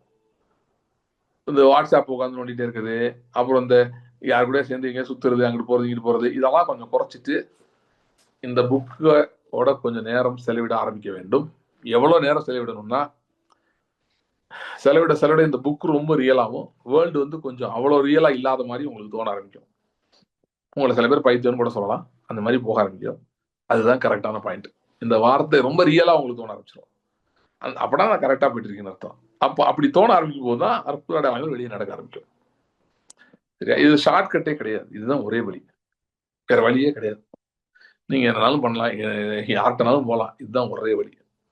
கர்த்தருடைய வார்த்தையினால் உண்டாகிறது, கர்த்தருடைய வார்த்தையினால் உண்டாகிற ஞானம், கர்த்தருடைய வார்த்தையினால் உங்களுக்குள்ளே செயல்பட ஆரம்பிக்கிற ஞானம். அதாவது உங்க ஆவியில் இருக்கிற ஞானத்தை கர்த்தருடைய வார்த்தையில் இருக்கிற ஞானம் போய் தட்டி எழுப்புது. ரெண்டும் சேர்ந்து ஒரு explosion of revelation, explosion of energy உங்களுக்கு நடக்குது. அதோட ரிசல்ட் தான் ஞானம் வெளிப்பட ஆரம்பிக்கிறது. ஸோ யோசுவா அதை ஃபாலோ பண்ண. இன்னொன்னு நீங்க திரும்ப பார்க்கும்போது யோசுவா பத்தி நம்ம பார்க்க முடியாது. அதிகாலை யோசுவா எழுந்தான் போட்டிருக்கும், யோக பலி. This I'm telling to everyone. எழும்புங்க, காலையில் எழும்பு பாருங்க, எழும்பி ஜெபிக்க ஆரம்பிங்க, சீக்கிரம் எழுந்திரிங்க. கொஞ்சம் அதிகாலை 8:30 மணிக்கு எழுந்திரிக்காம முன்னாடி எழும்ப பாருங்க. ஜெபம் பண்ணதுக்காக ஆண்டவர் சீக்கிரம் எழுப்பி ஜெபிக்கிற உதவி செய்யணும். ஆண்டவர் உதவி செய்வார் உங்களுக்கு. எழுப்பி ஜெபம் பண்ண ஆரம்பிங்க. எடுத்தோடனே ஒரு 4 மணிக்கெல்லாம் ஜெபம் பண்ணாதீங்க, ரொம்ப கஷ்டமாயிடும். அப்புறம் 2 நாள் ஜெபிட்டு 3ஆவது நாள்ல இருந்து 9 மணிக்கு எழுந்திரிக்க ஆரம்பிச்சிருங்க. அப்படி பண்ணாதீங்க. ஸ்டார்ட் லிட்டில், கொஞ்சம் வேலி 6 மணி 6:30 மணி அந்த மாதிரி 7 மணியாவது முதல் ஆரம்பிங்க. அதுக்கப்புறம் கொஞ்சம் பின்னாடி தள்ளிட்டே போங்க.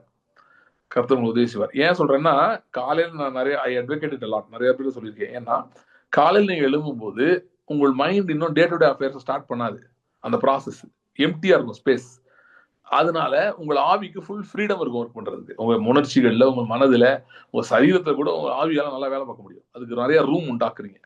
வேற கவுண்டர் தாட்ஸ் அவ்வளோ இருக்காது. It's free time. அதனால அப்போதான் அந்த ஞானமும் எழும்ப ஆரம்பிக்கிறது. யோசுவாவோட திரும்ப பார்க்க முடியும். யோசுவா அதிகாலை எழுந்தான் தொடர்ந்து பார்க்க முடியும்.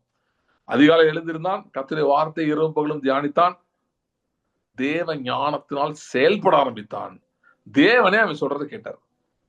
யோசா 10 போட்டிருக்கு.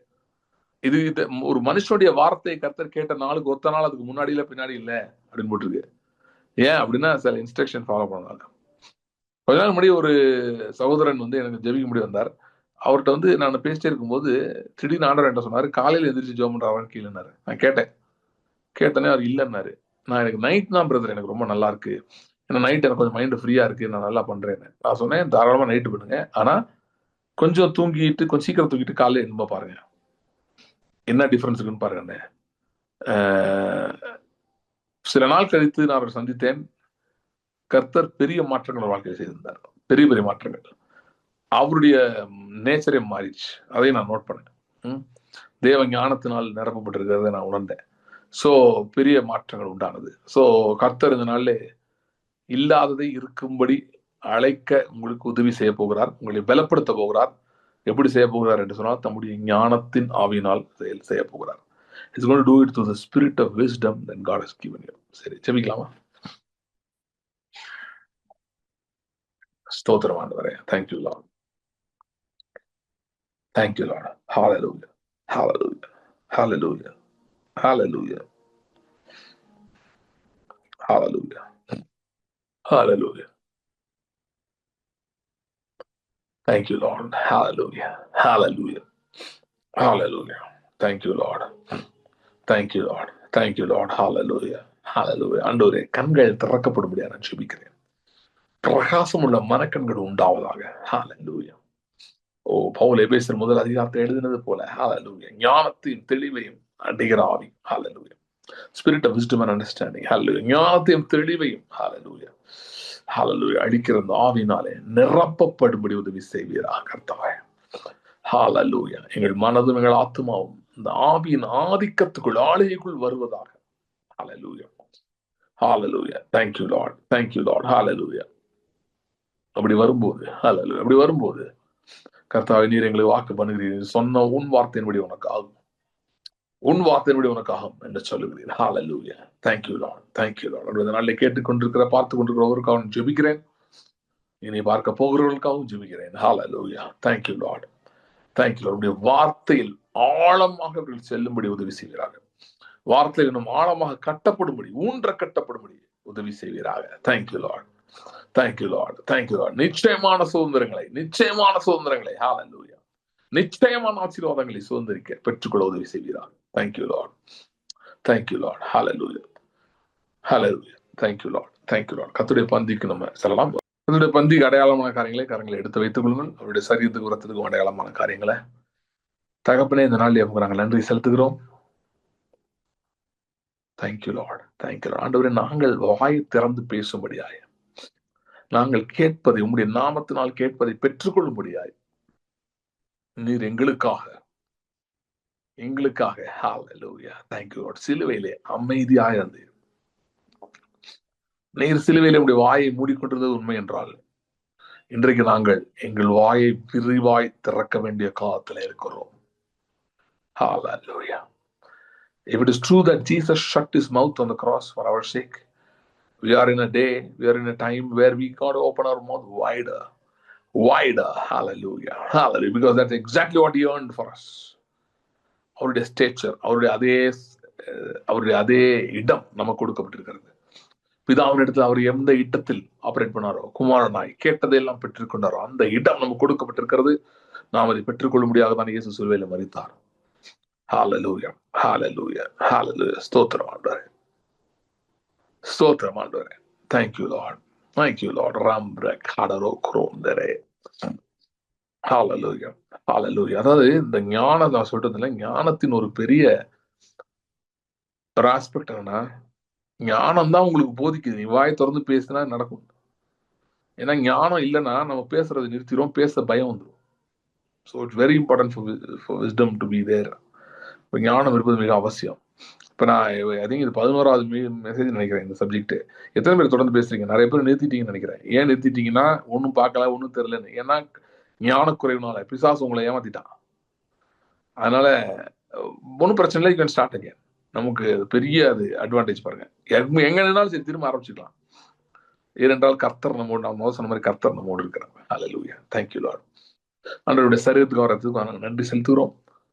எங்களுக்காக பிற்கப்படக்கூடிய சரீரம், எங்களுக்காக சிந்தப்படக்கூடிய ரத்தம், இவங்களுக்காக நாங்கள் மிகவும் ஆண்டவரை நன்றி அறிதல் உள்ளவர்களாக இருக்கிறோம். உங்களுடைய மரணத்துக்காக நன்றி, உடைய உயிர் தெழுதலுக்காக நன்றி. Thank you Lord. Thank you Lord. ஆண்டவரை இப்பொழுதும் சரீரத்திலும் ரத்தத்திலும் நாங்கள் பங்கு பெறும் போது ஆண்டவரை உம்முடைய சரீரத்திலும் ரத்தத்திலும் நாங்களும் அவயவங்களாய் மாறுகிறதுக்காக, அங்கமாய் மாறுகிறதுக்காக ஸ்தோத்திரம். உங்களுடைய மேன்மைகள், உங்களுடைய சிறப்புகள் ஹல்லேலூயா எங்கள் வாழ்க்கையில வருகிறதுக்காக ஸ்தோத்திரம். எல்லாரும் கர்த்தருடைய பந்தியிலே பங்கு பெறலாம்.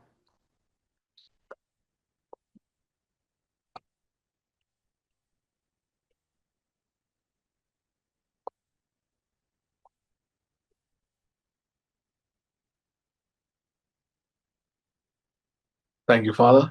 கர்த்தாவே உம்முடைய சுகமளிக்கிற வல்லமைக்காக நான் ஜெபிக்கிறேன். பலவீனம், வியாதி இருக்கிற இடத்துல உங்கள் கரங்களை வைத்துக் கொள்ளுங்கள். கர்த்தாவுடைய வார்த்தை சொல்லுகிறபடியும் உடைய தழும்புகளால் நாங்கள் சுகமாகிறோம். தழும்புகளால் நாங்கள் சுகமாகிறோம். In the mighty name of Jesus, hallelujah, I declare complete healing. Complete healing. Riba canto rubro kedababa. Complete healing and deliverance in the mighty name of Jesus. அந்த பலவீனத்துக்கான அறிகுறி கூட மறையும்படியா நான் சொல்லிக்கிறேன். அந்த வியாதி, அந்த பலவீனத்துக்கான அறிகுறி கூட மறையும்படியா இயேசுவின் நாமத்தில் ஜெபிக்கிறேன். பரிபூர்ண சுகம் உண்டாகட்டும். பரிபூர்ண சுகம் உண்டாகட்டும். Thank you Lord. சுகம் அளிக்கிறதுக்காக ஸ்தோத்திரம். உடைய பரிசுத்த ரத்தத்தின் மறைவுக்குள்ளே எங்களை ஒப்புக்கொடுத்து நாங்கள் ஜெபிக்கிறோம். ஜெயம் உண்டாகட்டும். பொருளாதார காரியங்களே போராடிட்டு இருக்கிறவர்களாக ஜெபிக்கிறேன். வேலை இல்லாம போராடிட்டு இருக்கிறவர்களாக ஜெபிக்கிறேன். குடும்பங்களிலே பிரச்சனைகளோடு போராடி கொண்டிருக்கிறவர்களாக ஜெபிக்கிறேன். திருமணமின்மையினால் ஆண்டவரே தடைப்பட்டு, வாழ்க்கையை தடைப்பட்டு இருக்கிறவர்களுக்காக நான் ஜெபிக்கிறேன். மற்ற தேசங்களுக்கு குடிபெயர்ந்து போவதிலே தடைகள் இருக்கிறவர்களுக்காக ஜெபிக்கிறேன். தடைகளை நீக்கி போடுவர்கள் முன்பாக நடந்து செல்கிறார்கள் வார்த்தையின்படி கர்த்தாவை முன் செல்கிறதுக்காக ஸ்தோத்திரம். தடைகளை நீக்கி போடுவதற்காக ஸ்தோத்திரம். ஜெயம் கொடுக்கிறதுக்காக ஸ்தோத்திரம். ஆசீர்வாதம் வழி நடத்தும் இந்த வார்த்தைகளை கர்த்தருடைய ஆவியானவர் தாமே ஜனங்களுடைய இருதயத்திலே விதைத்து பாதுகாக்கும்படியாக ஜெபிக்கிறேன். இயேசு கிறிஸ்துவின் நாமத்தில் ஜெபிக்கிறோம் பிதாவே. ஆமென், ஆமென், ஆமென். Thank you. God bless you. See you in the next meeting.